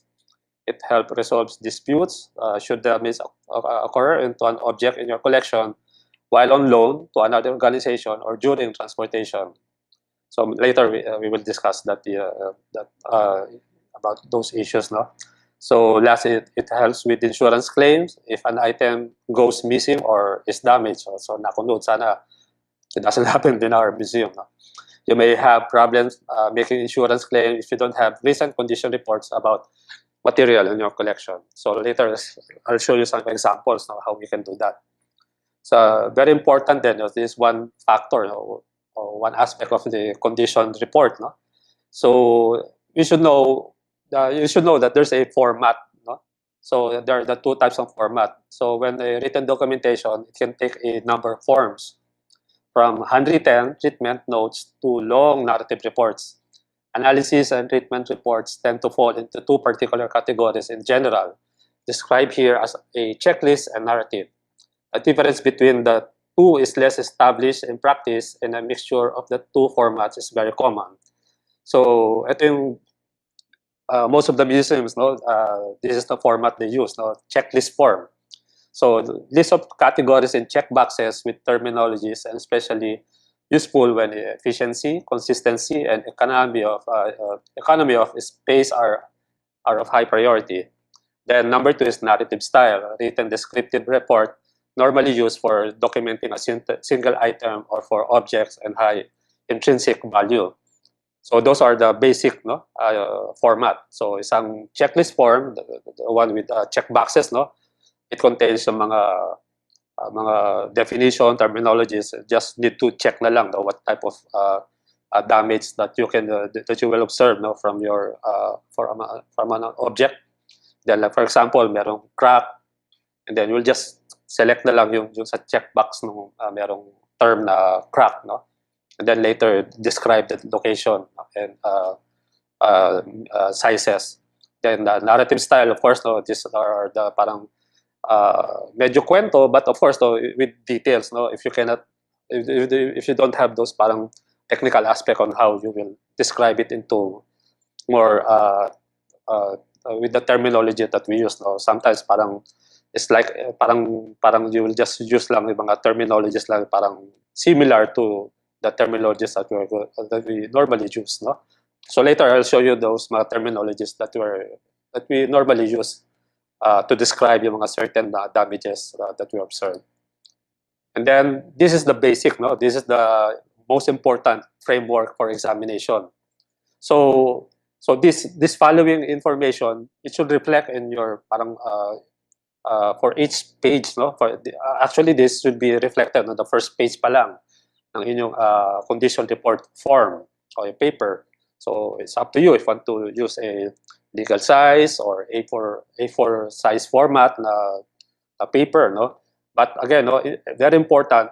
This is the most vital information that should appear, no, in your form. So dapat lahat tayo dito we will agree on this standard information.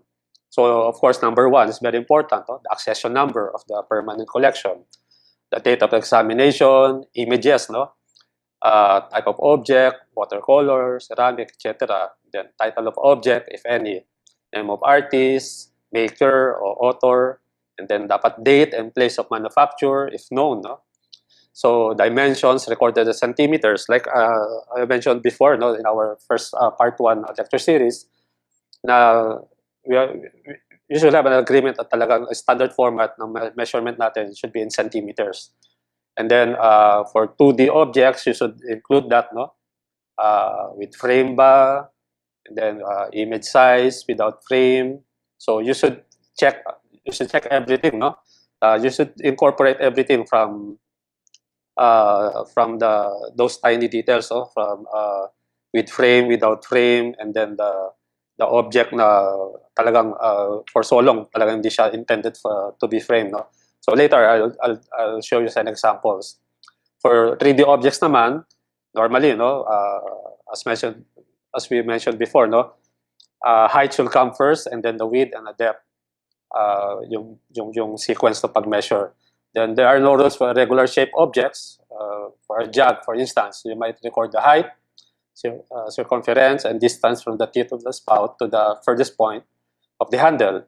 Or you might decide to record the maximum dimensions. Or again, no, with with a ruler or with a tape measure, no, together when you're taking a picture, no. So para mas precise din yon. So the number of parts that make up the item. This is important when recording items such as a suit of clothes, a set of tools, a sculpture, or broken objects. So let me just show you some example. condition report form, basic lang, no? So, for example, kunwari, this is your first page on sheet ng condition report, no? Of course, normally you have the letterhead format, and then for some museum, meron na kaagad image or photo ng object. Kunwari, this is the vase. Then here we put the vital information, which are the accession number, the date. Here, no? So all these measurements, medium, size, year, no? Normally ganyan dyan. So sa first box pa lang yan. So we go now to the second box.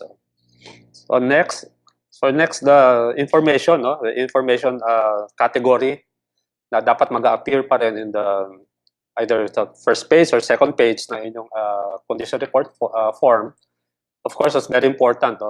We always encourage everyone to put provenance sana. No? These are the sources of the collection. And then the signature, and date, if present, kung legible lang, no?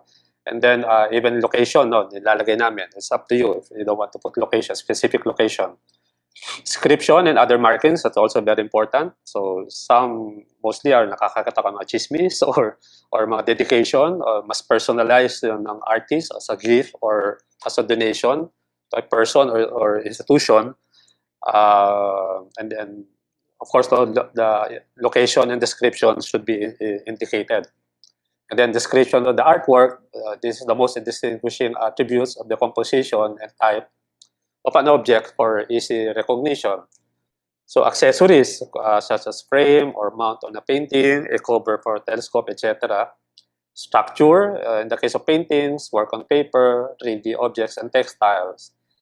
Materials or medium or media or medium, yun yung mga terminologies, no? The object is made from.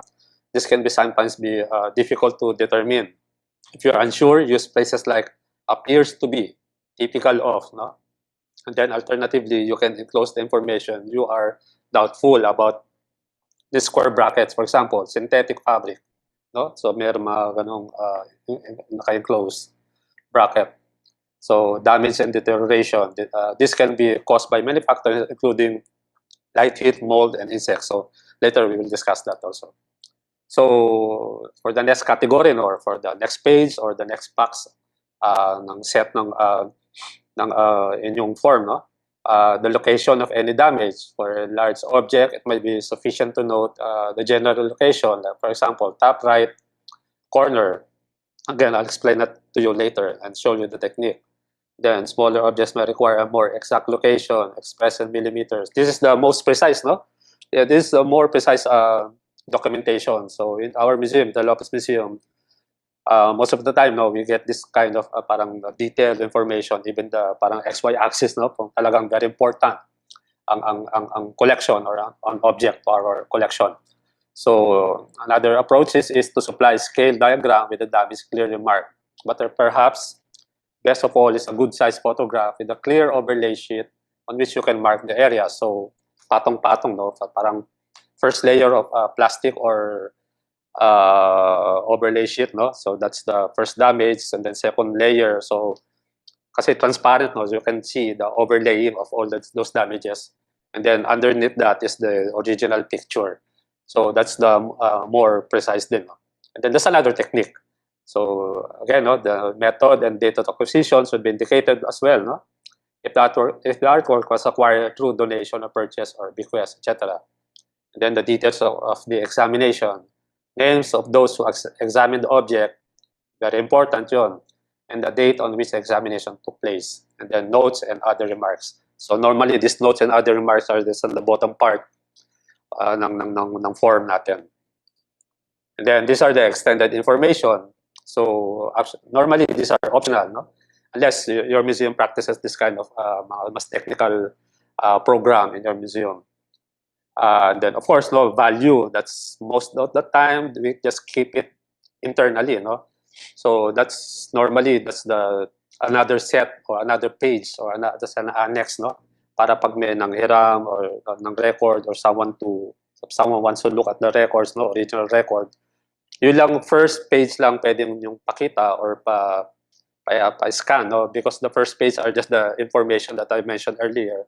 Na the basic information lang. So the information about the artist or the maker, the size, the medium, and then some other details. But kaya maganda in other separate page, but part of that one examination documentation, nakabukod yung mga vital information, or sensitive information, like yung value information about the artist, because some of the living artists or some of the collectors or previous collectors, no, they don't want to share those information.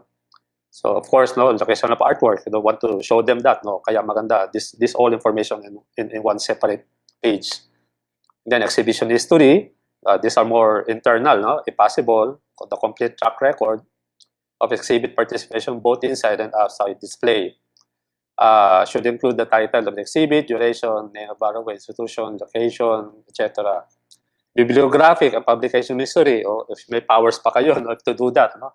So if you have some person or parang dedicated person to do those kind of bibliographic research or other publication history ng per collection or per object. So that's very helpful kasi in terms of for the curators, for the researchers, no?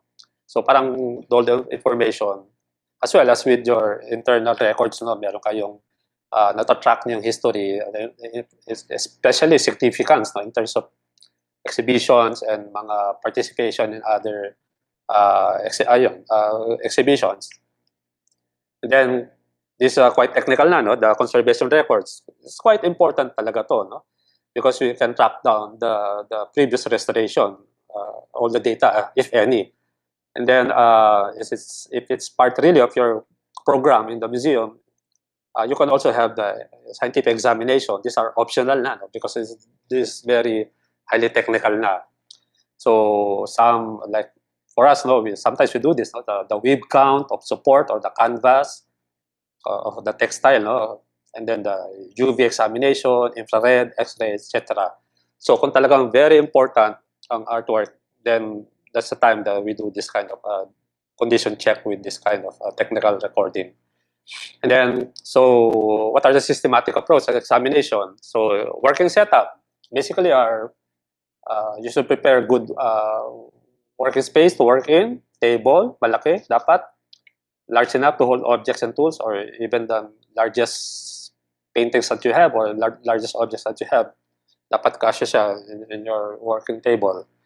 Lightweight toolbox, digital camera, computer with photo editing software, not to alter the entire figure or the entire composition, but just for basic cropping and then adjustment of light, those kind of minor photo editing.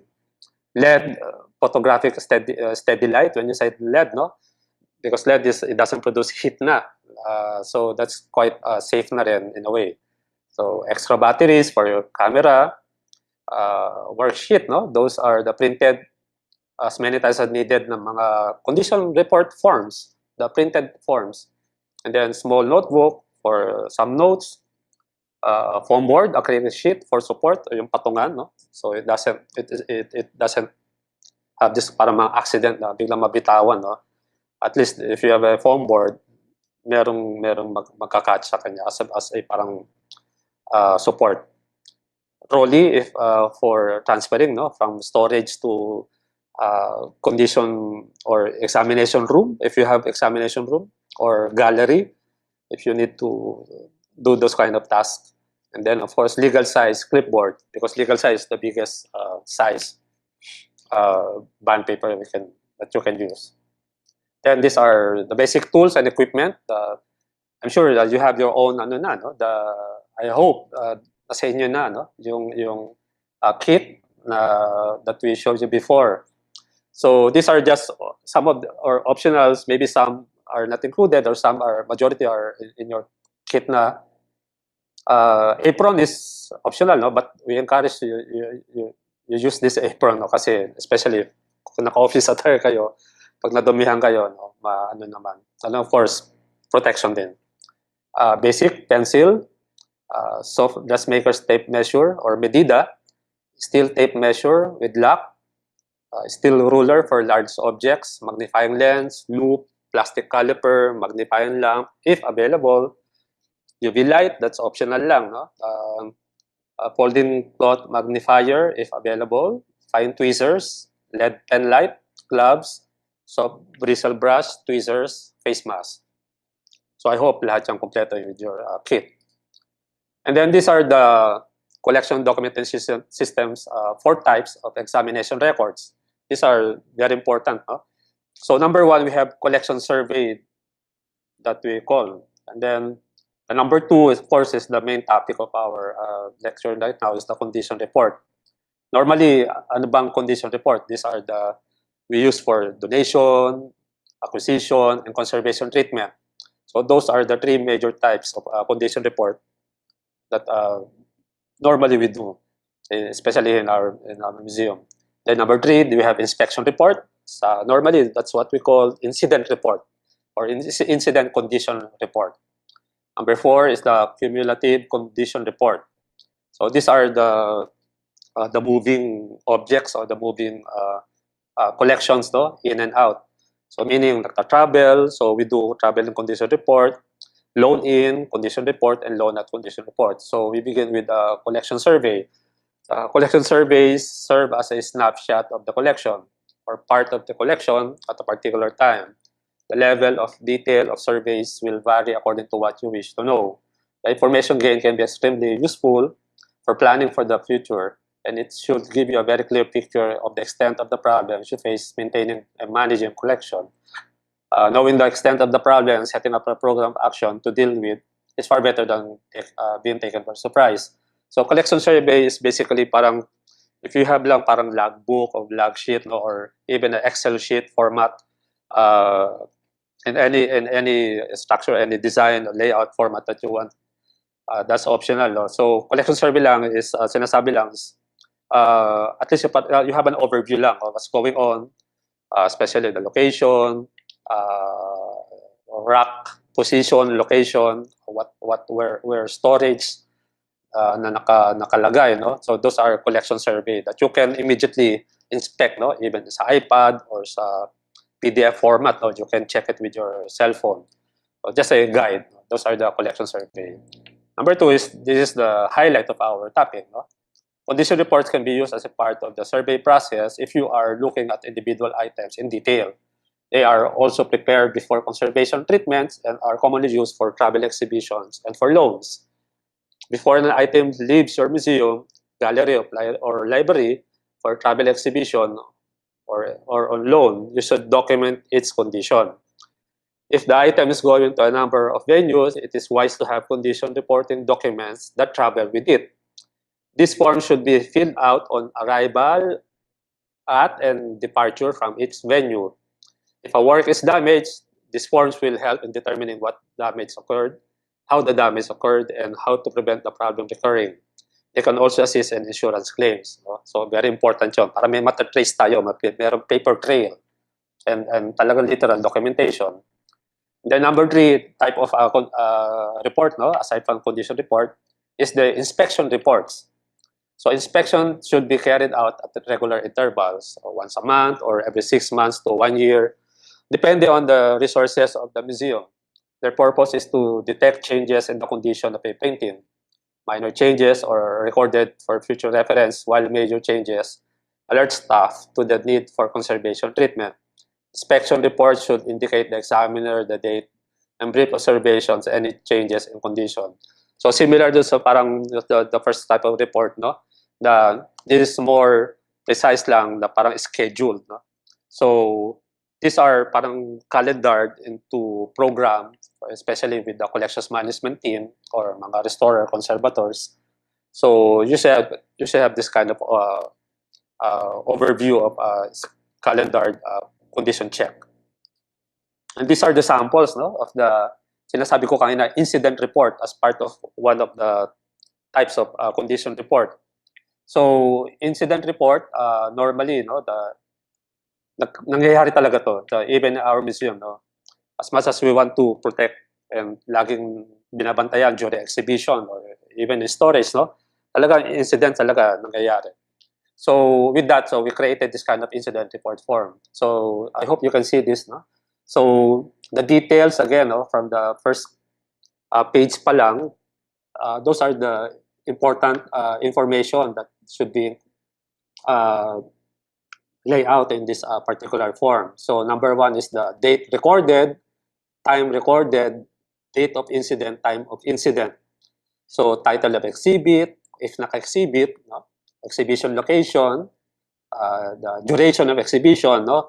Para maka-assess kami, no? Ng kailan nangyari to.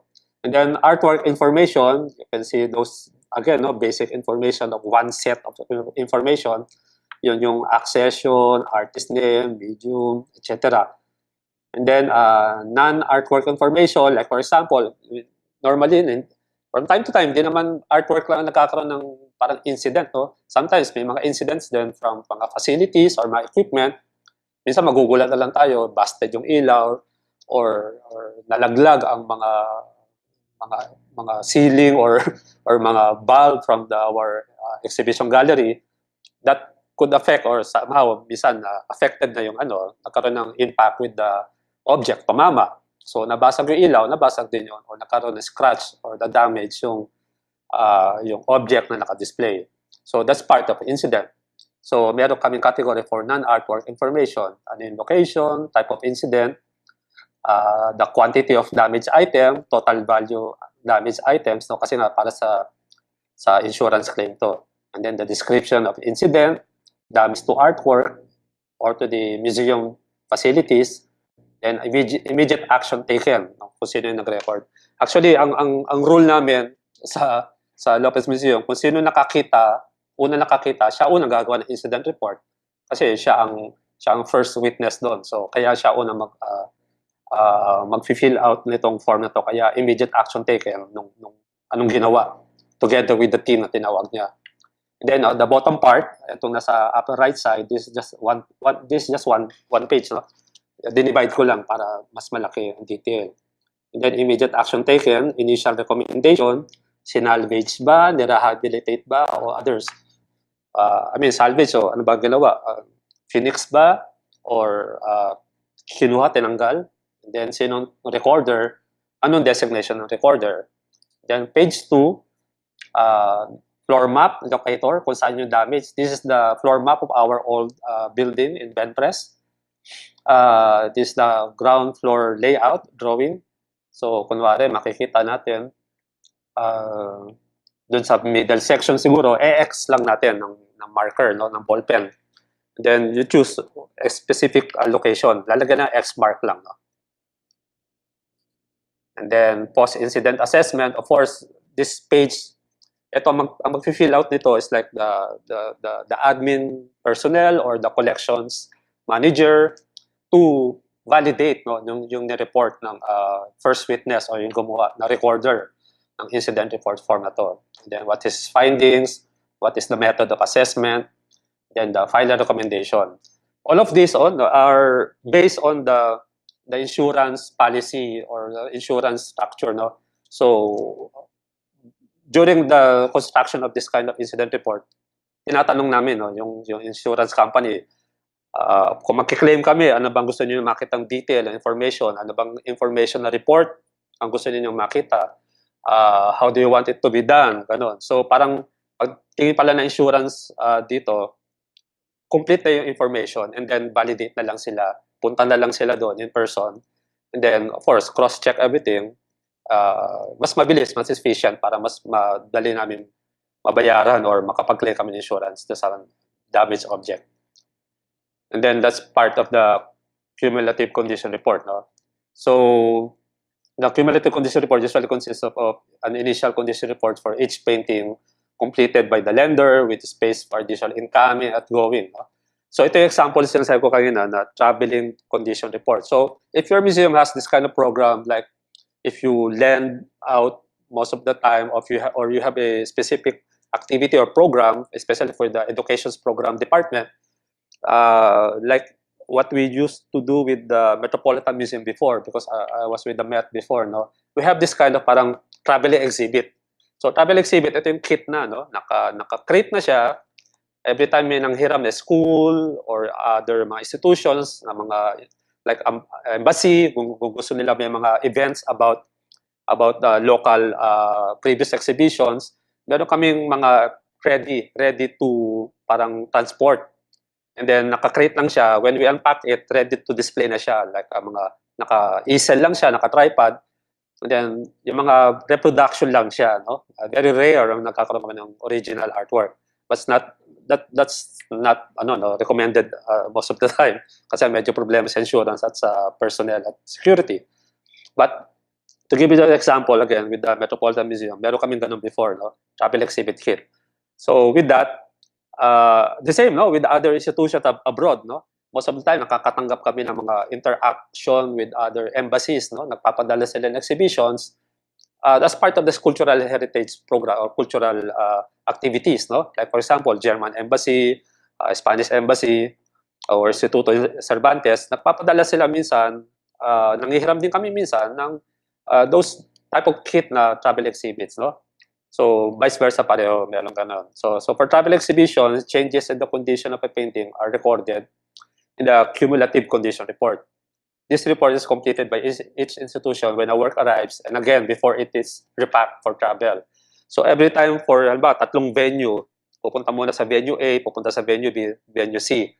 So that's the programming that you have, no? So iikot siya sa tatlong schools. So school number 1, dapat before unpacking, during unpacking, and then during the packing and pag-crate niya, dapat nino-note ninyo ang mga condition changes if there's any mga new damages or mga accidents, no?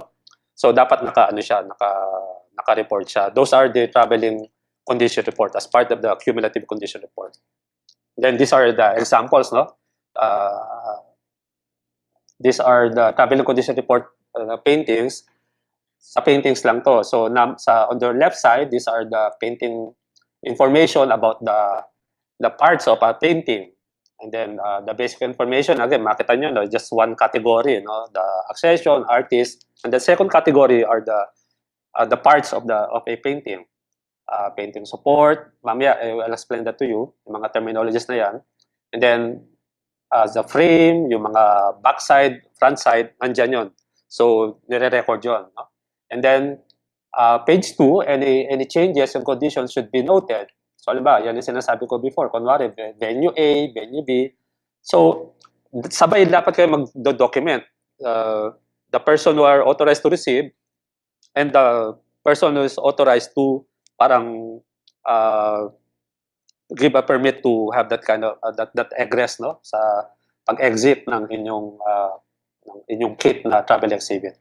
So kailangan meron venue A before and after, chine-check niyo. And then pag walang damages, isa-sign niyo lang, no? Yan, narito lang.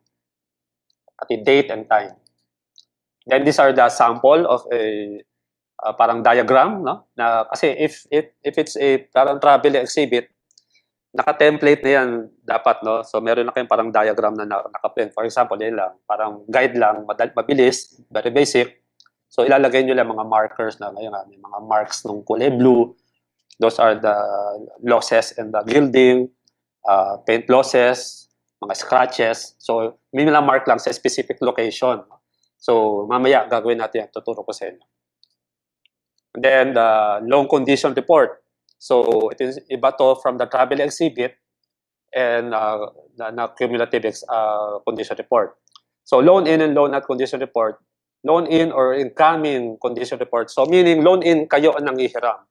So you borrow. So that's loan in or incoming condition report. Those are the terms, the terminology. This is a report prepared for objects that are borrowed for exhibition or other purposes from other owner or institution that do not have accompanying condition reports. This report provides a reference point if there are any concerns about the condition of the object when it is returned to its owner. Lender should countersign the condition report at the time of the loan. Very important yun, wag yung kalilimutan. And then the loan out or outgoing condition report naman, these are the terminology, no? It's a report prepared for objects that are borrowed by other institution. So kayo ang hinihiraman, sa inyo nanghihiram ibang owner or institution. Okay? And then we go now with the methods of examination. So the object, normally we photograph them, no? Kasi nga very accessible na ngayon, mga cellphones, mga DSLR, mga digital camera, no? This serve as a visual documentation of the collection, providing the following. Number one, of course, a photographic record of the condition of a painting. Back and front is as important as the written record. So it validates actually, no, your description or the narrative description to your condition report form, the photographs, no. So pag sinabing may damage, upper right corner of the front side of the frame, then you should photograph that specific area kung saan nyo diniscuss yung narrative, the descriptive narrative report. So detailed views of an object's condition, it will show, no, because of the photographic record. Record the scene of an incident and the resulting damage. You should record installation and display method as well. Very important yun. For reproduction by marketing public relations department to use as key visuals for various collaterals, no? So that kind of reproduction, no? That kind of documentation, the photo documentation, no? Nagagamit ng ibang department as well with your museums or organizations. So simple photograph, no?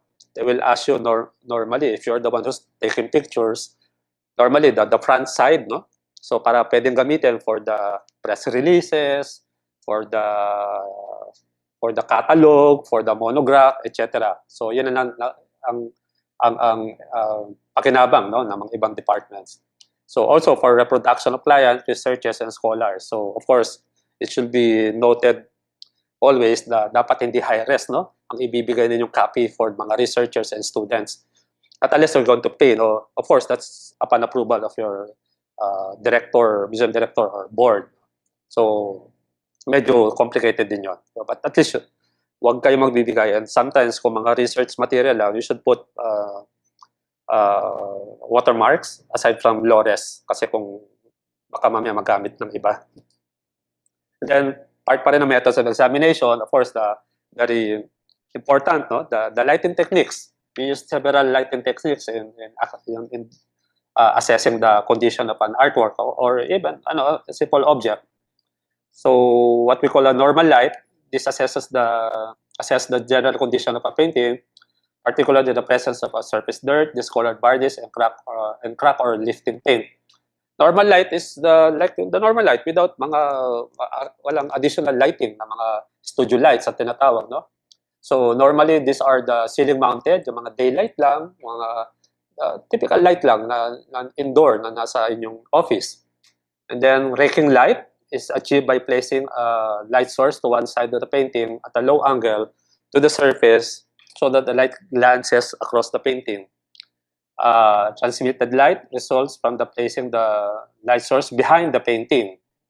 With this technique, light is transmitted through cracks, tears, paint losses, and thinly painted areas, thereby making them easier to record. So these are the more OC, no? Pagpatibak ng kung wala siyang plywood sa likod ng painting, kung talagang canvas lang siya. So pwede niyong gawin yon. Even on paper, you can do that. Why we do this kind of transmitted light, no? Sometimes kasi we can see some inscription underneath the pigment. So parang ine-X-ray in a sense, no? But not that that detail, no? But we can see some early or preparation of the artwork of the artist to the artwork. Makita nyo mga initial sketch, mga bura or mga overlay. So very interesting lang to see, no? Para lang sometimes we do it for authentication or validation if it's really parang original painting or hindi siya printed. And then specialized light source, information normally not readily visible such as the presence of overpaint or in painting. So yung pinatungan na painting or tinakpan na painting, usually baka natakpan na signature. So it can be detected by using ultraviolet or UV infrared radiation. Conservators use these special examination techniques to look for detailed information about painting's structure or for previous restoration treatments. So to give you an example, this is during my Metropolitan Museum days, no? Around mga 2007 or 2009, I think, no? I'm doing a documentation kasi hiramin to ng Singapore for the Hidalgo exhibit yet. I don't know, parang this is in 2010, or 29 or 2009. This is the Hidalgo painting, the collection of from the collection of the Bangko Sentral of the Pilipinas. So those are the specialized light. No? Hindi pa siya LED, medyo mataas pa rin ang IR niya. Kaya wala pang uso nung kasi LED that time. And then ito yung sinasabi namin na raking light. Raking light is just parang the position of your pen light, no? Wait lang, I'll show you. Just let me just get back to my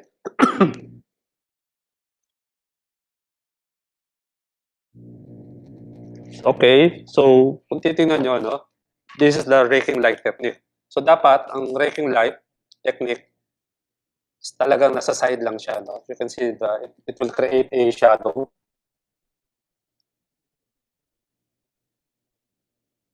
So para makita ninyo ang texture or the thickness of an object or the pigment or the for example for this frame, no?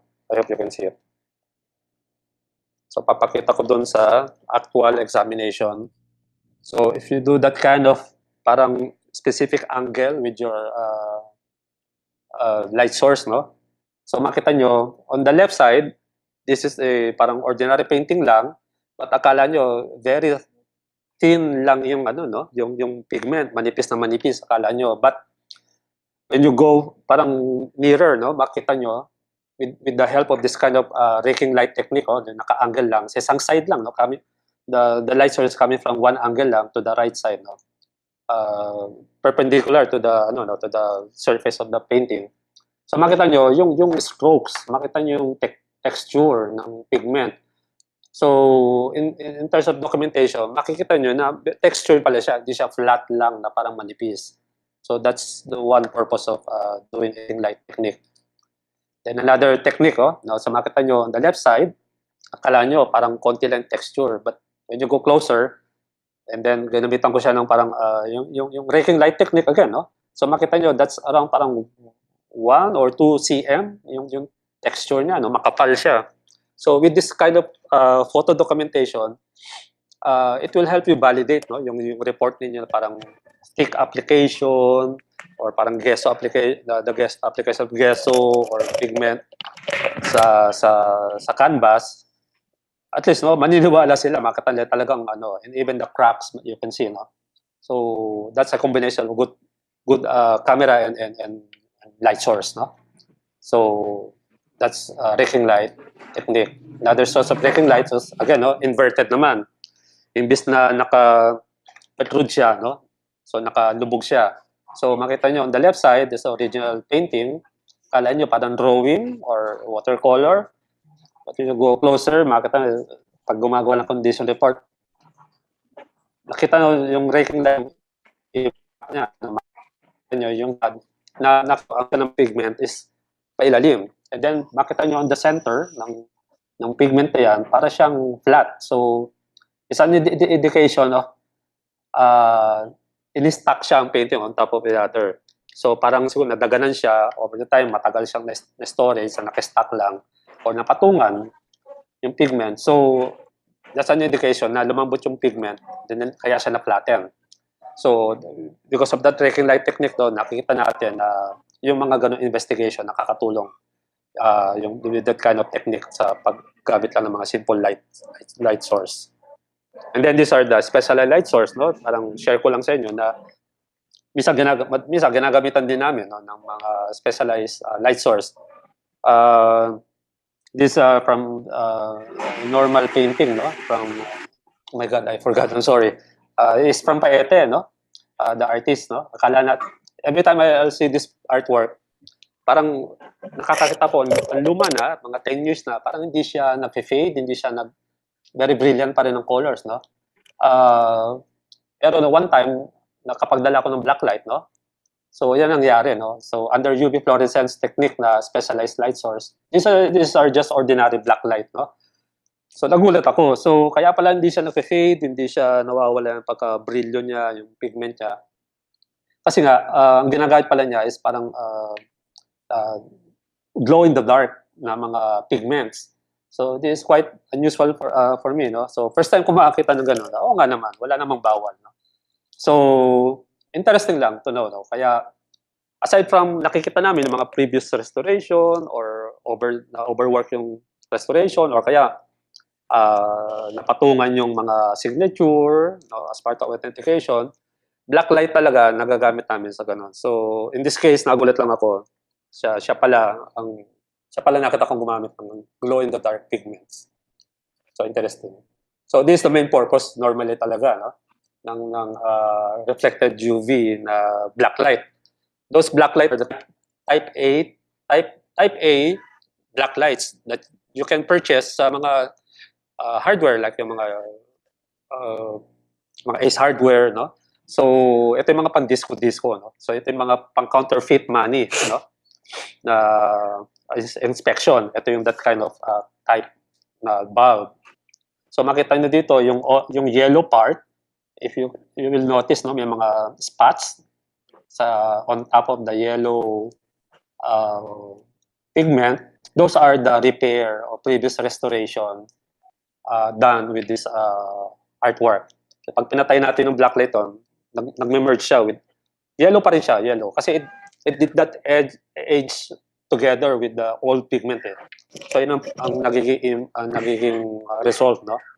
So makita natin, pinatong lang siya. Kaya pag ginamitan ng black light, yun ang nakikita namin. Mga previous restoration or may mga forged na mga signatures. So normally, the new paint, darker, it will create dark pigments like this one compare with the old pigment. Yan ang magiging result.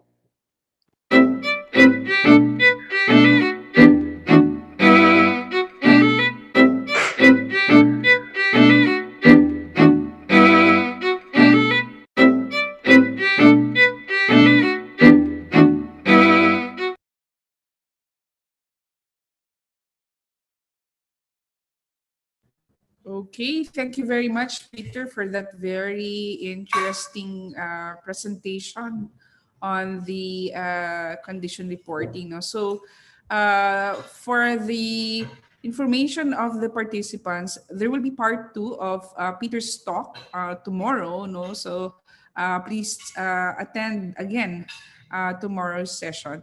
Meantime, if there are questions about Peter's talk, mukhang meron na, no? Okay. Peter, hello. Are you still there? Yes, okay, I'm here. Hi, Peter.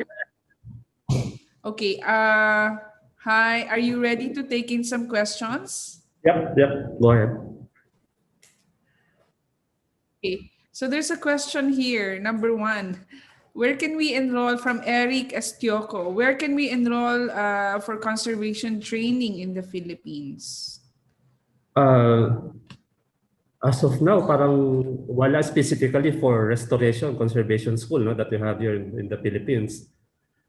So far as I know, no, parang mga internship lang with the private conservators na nagpa-practice if they will accept you, no. But as of now, wala pang ano. But I heard some universities are, at least 2 universities are planning to have that kind of conservation school. But aside from that, abroad talaga, no? Either may Singapore, may Hong Kong, Europe, of course, no? Italy.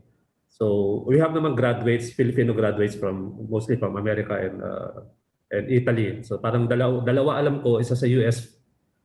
Si Lin Yusi. Lin Yusi is also in UP, no? Fine Arts. Parang she took up conservation. And then of course my colleague, no, si Marga Villanueva. She took her conservation initially in Canada, and then parang nag-MA yata in Italy, and then Missy Reyes graduate siya sa Italy with Armando Burgos, former professor in UP. So same school in Italy, American school in Italy. But of course, yung ibang mga seniors natin, ng mga ng mga conservator dito sa atin, mostly are ayun nga, sa mga trainings abroad and mga seminars na. Okay. Thank you, Peter. So, wala pang proper, I mean, there's no conservation school yet, no? What about NHCP? Meron bang conservation like seminars din doon, right? Yes, right now they're very active, no? Nagbibigay ng mga seminars, trainings. And as I don't know lang, no, if Miss Grayson Rojas, no, I'm sure si Grayson Rojas can talk about that na yung program nila. But as far as I know, meron sila mga active mga training in mga regions, especially mga built heritage restoration. Yun. Ang counterpart naman nun is of course NM, but mostly are internally kasi sa kanila lang hindi na sila maganda o gaga, so parang wala silang maano external na maibigay. Even Eskwela Talyer for the built heritage, sila lang din ang priority kasi iba program nila is for ibang batch ng mga participants. No? But NHCP, NM, so alam ko meron silang internally ginagawang programs. Yes po. Hello? Okay, Peter. I find your talk very interesting. No. So, what makes it important, no, for startup museums or those with established museums? Itong condition report. Why do we have to take it seriously for doing condition reporting thoroughly, no, for our museum artifacts? No, important. So maraming factors, no, yung impact ng pag-condition report. One is normal impact doon is of course knowing the condition literally of the artifacts inside your collection, or ano bang kumbaga sa tao meron kang medical record, no, ng inyong mga objects. Aside from that, of course, no, marami nagbabranch na mga factors na effect no nung dun sa pag-condition report. From the start, no, from the collection pa lang ninyo, malalaman natin no ano nga ang state of condition, kasi from there, no, it will affect so much so many aspects in the museum. Like number one is restoration. Kung kailangan na restoration siya, of course pag sinabing nire-restore siya, that will affect somehow the budget ng inyong museum. So those kind of things na isa lang yun sa isang aspeto lang yun sa mga pinag-uusapan kung bakit kailangan may condition check. Of course, yung condition of ano ba magiging impact naman yun with the other collections. So kaya minsan isa yun sa basis na sinasabi namin na ops, medyo malala to, may anay, may molds. Kaya na-check namin na hindi siya dapat sinasama with the other collections. So kaya kailangan ilalabas siya para hindi na makadamage sa iba pa. So again, no, pag pinalalaan niyo yun, budget na pinag-usapan nandito, hindi lang budget kundi nasisira yung cultural na aspect ng object. So kung sa labas naman, kung manghihiram kayo or papasok sa inyo, of course no, kailangan check nyo rin kasi kung check niyo, hindi niyo check ang mga objects na binaro or for loan in, of course no, automatic yun. Pag hindi niyo na-check yun, hindi maganda condition, pwedeng ma-infect ang inyong mga hindi lang sa objects, pati tao, staff, lalo na yung mga amag na yan. Kaya dapat talaga check din yun. Kaya meron malaking important talaga ang pag-condition check. Yeah. So importante to keep the cultural integrity of that artifact. So the condition reporting is necessary and must do whenever it enters the museum or it enters the storage, dapat may condition reporting. Peter, would you be kind enough to send us the forms that you flashed in your presentation so we can also send our participants? Yes. Of course. Yes. And I think in the book you wrote a section there. You wrote, I think in the Zero Museum book, you wrote a section there on some forms for the condition reporting, no? Yes. Okay, so thank you, Peter.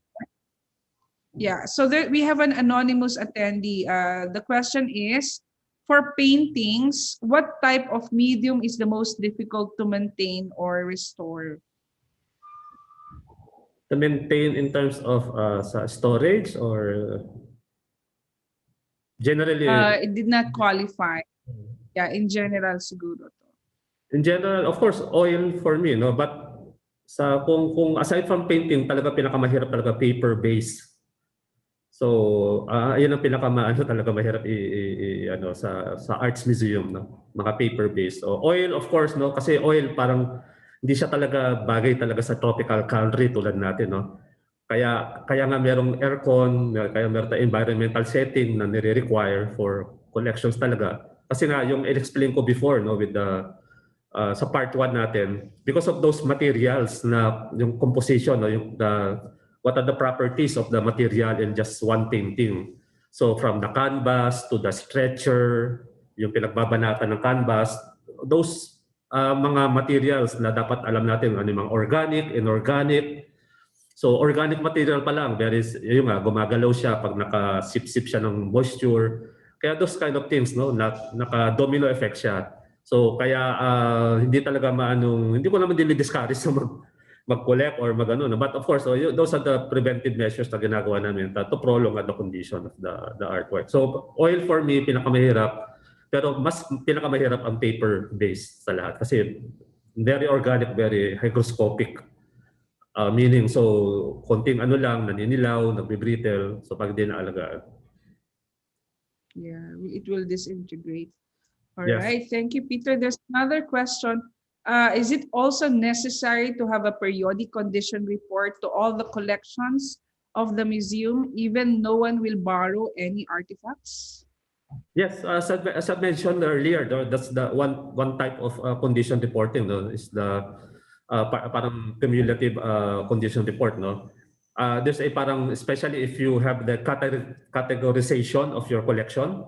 Kasi one technique is to categorize your collection in terms of significance and in terms of condition din, no. So kung na-identify na ninyo ano yung mga significant in terms of culturally significant, historical significant, or yung medyo may value, kasunod noon yung condition check noon, naka-attach dapat doon yung updated condition check niya kung talagang malala ba siya, nagre-react ba siya with mga environment settings ninyo. Yun, kalma, naka-classify ninyo, 10 ang inyong collection, for example, and then halo-halo siya. And then from out of 10, mga dalawa ang talagang pinaka-major, no, na kinategorize ninyo na parang most talaga susceptible to damages, na kahit anong gawin ninyo, talagang nagre-react siya. And then yun ang talagang yung two collection, yung two objects na yun yung talagang kailangan bantayan ninyo. And then yun yung pwede ninyo i-prioritize in terms of parang yung scheduled condition check and condition na set. Pero depende pa yun sa dami ng ano yun. Kung may 1,000 pieces kayo, 365 days lang in a year, so paano niyo gagawin yung dapat you develop your own technique, no, na talagang ano. Kaya nga maganda meron naka-categorize kayo ng in terms of significance and then the condition status of the object. So para alam niyo medyo bago-bago lang yung mga ibang collection, of course, no. Siguro para every year or twice a year yung mga ganung mga category C, kunwari pinaka less na hindi masyadong damage. So kung 2-10 yun, you can do it every year, no. So it's just a matter of technique and evaluating everything.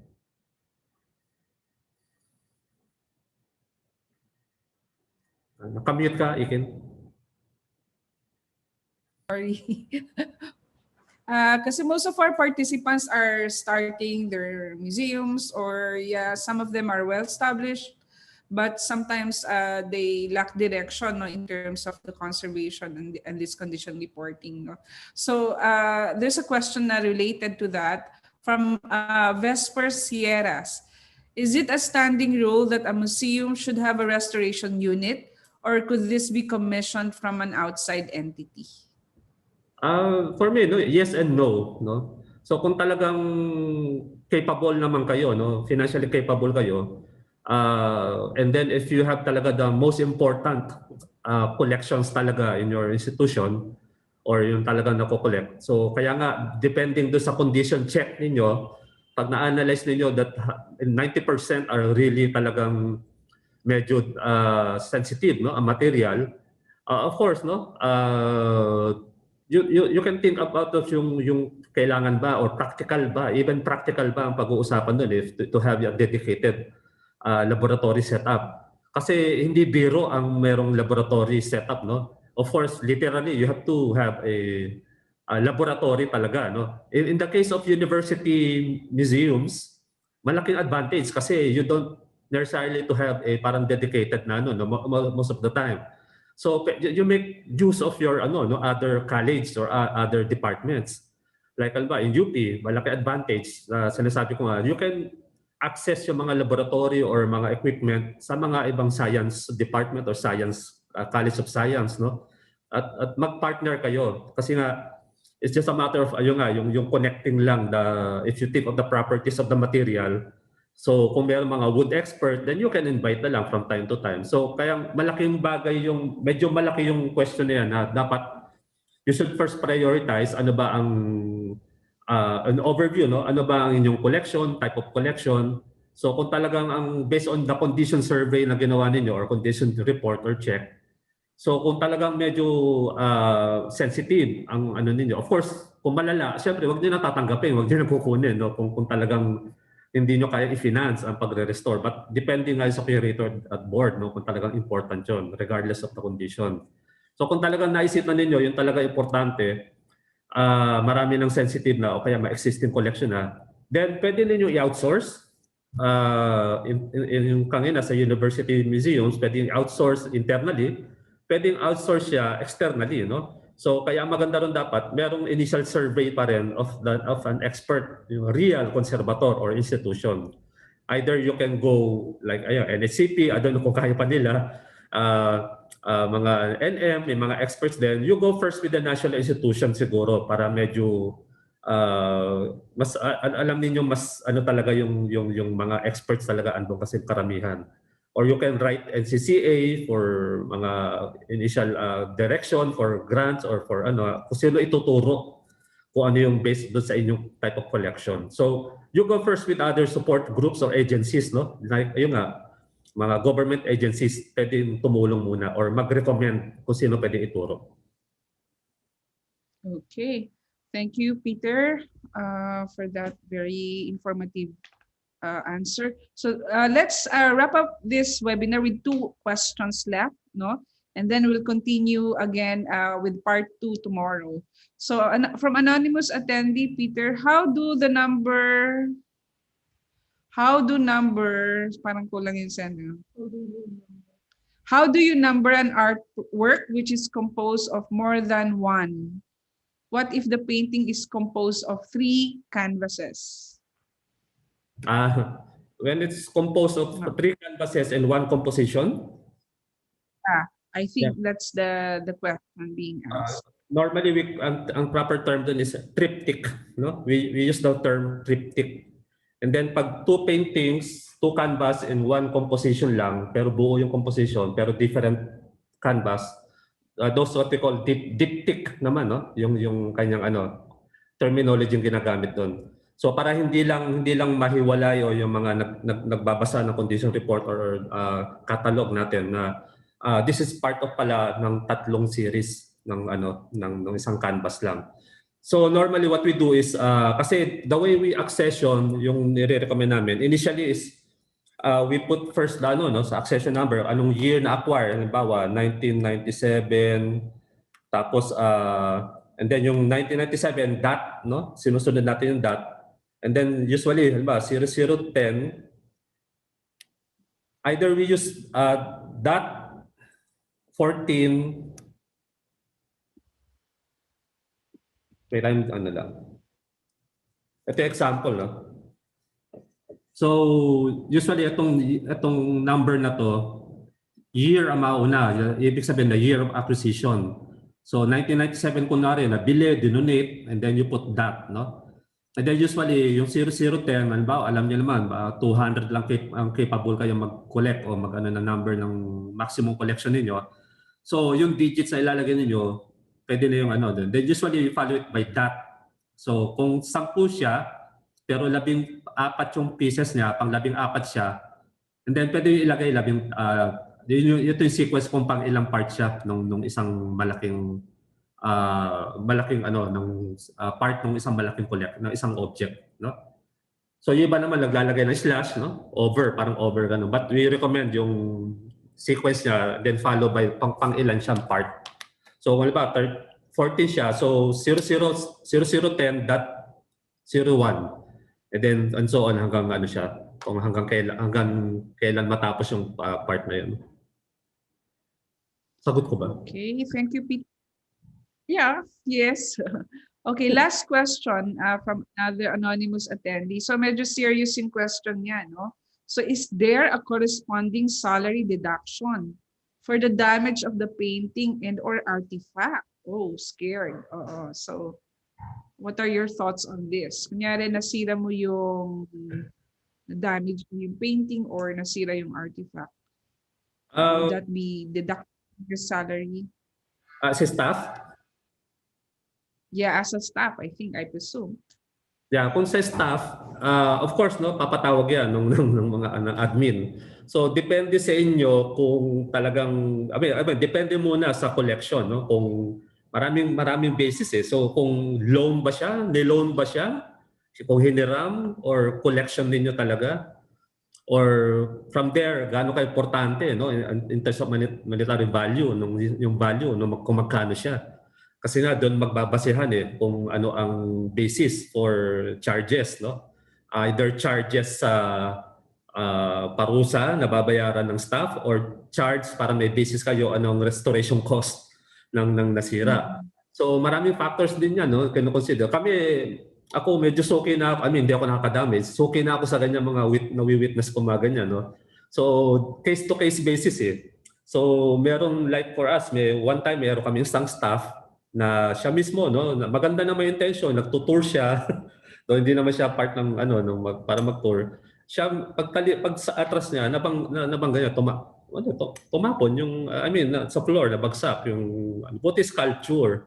But again, medyo na-damage. So yung may CCTV ni-rewind and then pinakita ko ang magde-decide nung kasi sa taas, no. So sila magsasabi kung babayaran. Of course, maraming consideration. Capable bang magbayad? Yung staff, baka naman talagang walang-wala, no? Wala rin, kawawa din naman, no? So, saan kayo mag-meet halfway nun? Kasi insurance papasok dyan. So, i-collect. Tatanungin din ng insurance, no? So, pag nalaman ng insurance, usually, mag-negotiate na kami. Staff nyo pala yan, eh. Bakit, kami magbabayad, di ba? Parang ganun. So, case to case, usually. Pero pag ibang case, pag niloan, no? Pag hiniram, so, mamahali, amorsolo, hiniram, tapos nabangga o no. Yun talaga ang magsasubject ng anong specific na penalty noon, HR. So, yun, maraming aspect ang role namin as collections manager, even the director, ibibigay lahat ng kailangan ng HR para mag-decide kung anong klaseng parusa. Tsaka yung of course, yung status ng staff na kung capable na nilang bayaran. Yeah. So medyo critical din pala ang role dyan sa collections management. All right. That's the last of the questions for today, Peter. Do you have some last words to our participants now listening? Na hindi pa nag-lunch siguro at ikaw rin. Any last words to our participants who are trying to, do a condition report later on for their artifacts? Thank you for staying din, no, for staying late din kahit lunch na. So thank you lang sa lahat. So sana bear with us, no, especially bear with me doon sa mga medyo technical. So as much as gusto kong talagang ipaliwanag na kasi na medyo sa advanced training na tayo. So this kind of mga sinasabi ko sa inyo, mga details, ang hirap ipaliwanag in one sitting lang talaga kasi it took us years, no, to develop this kind of mga system, and usually common sense na lang namin, pinapagana namin, wala na sa libro yung iba, no, based on our experiences na lang, yung mga sinishare namin, especially with the incident report, yung mga pinakita ko sa inyo, those are based on the actual incidents, no. So kaya sana pasensya na, medyo mahirap magpaliwanag, pero talagang pinipilit namin mapagkasya in 1 hour, 2 hours time lang. So sana until tomorrow you can stay up dun sa ating continuation. Okay, thank you very much, Peter, for that inspiring word. By the way, just a little note to our participants, we already sent some of you your kits, no? And Peter wrote a chapter on condition report. Also, Boots also, wrote a chapter on developing a collections policy, no? So in this book, so this could be your reference to just see or do a cursory read of the contents, no, and how that could help you for your museum. Okay, so it's already 12:55. Thank you so much for staying with us. I know gutom na kayo, but we have to push this webinar with Peter and Boots all along despite all the technical glitches. So tomorrow we will have the part 2 of Peter's talk, and also we have a young conservator from the NHCP, si Graciel Celine Rojas, who will talk about the conservation of museum artifacts. Okay, so thank you very much, Peter, and thank you, Boots, for staying with us this morning. And to our participants, we'll see you all tomorrow. And for the certificate of attendance for today, we have a link that is automatically generated. So please sign in.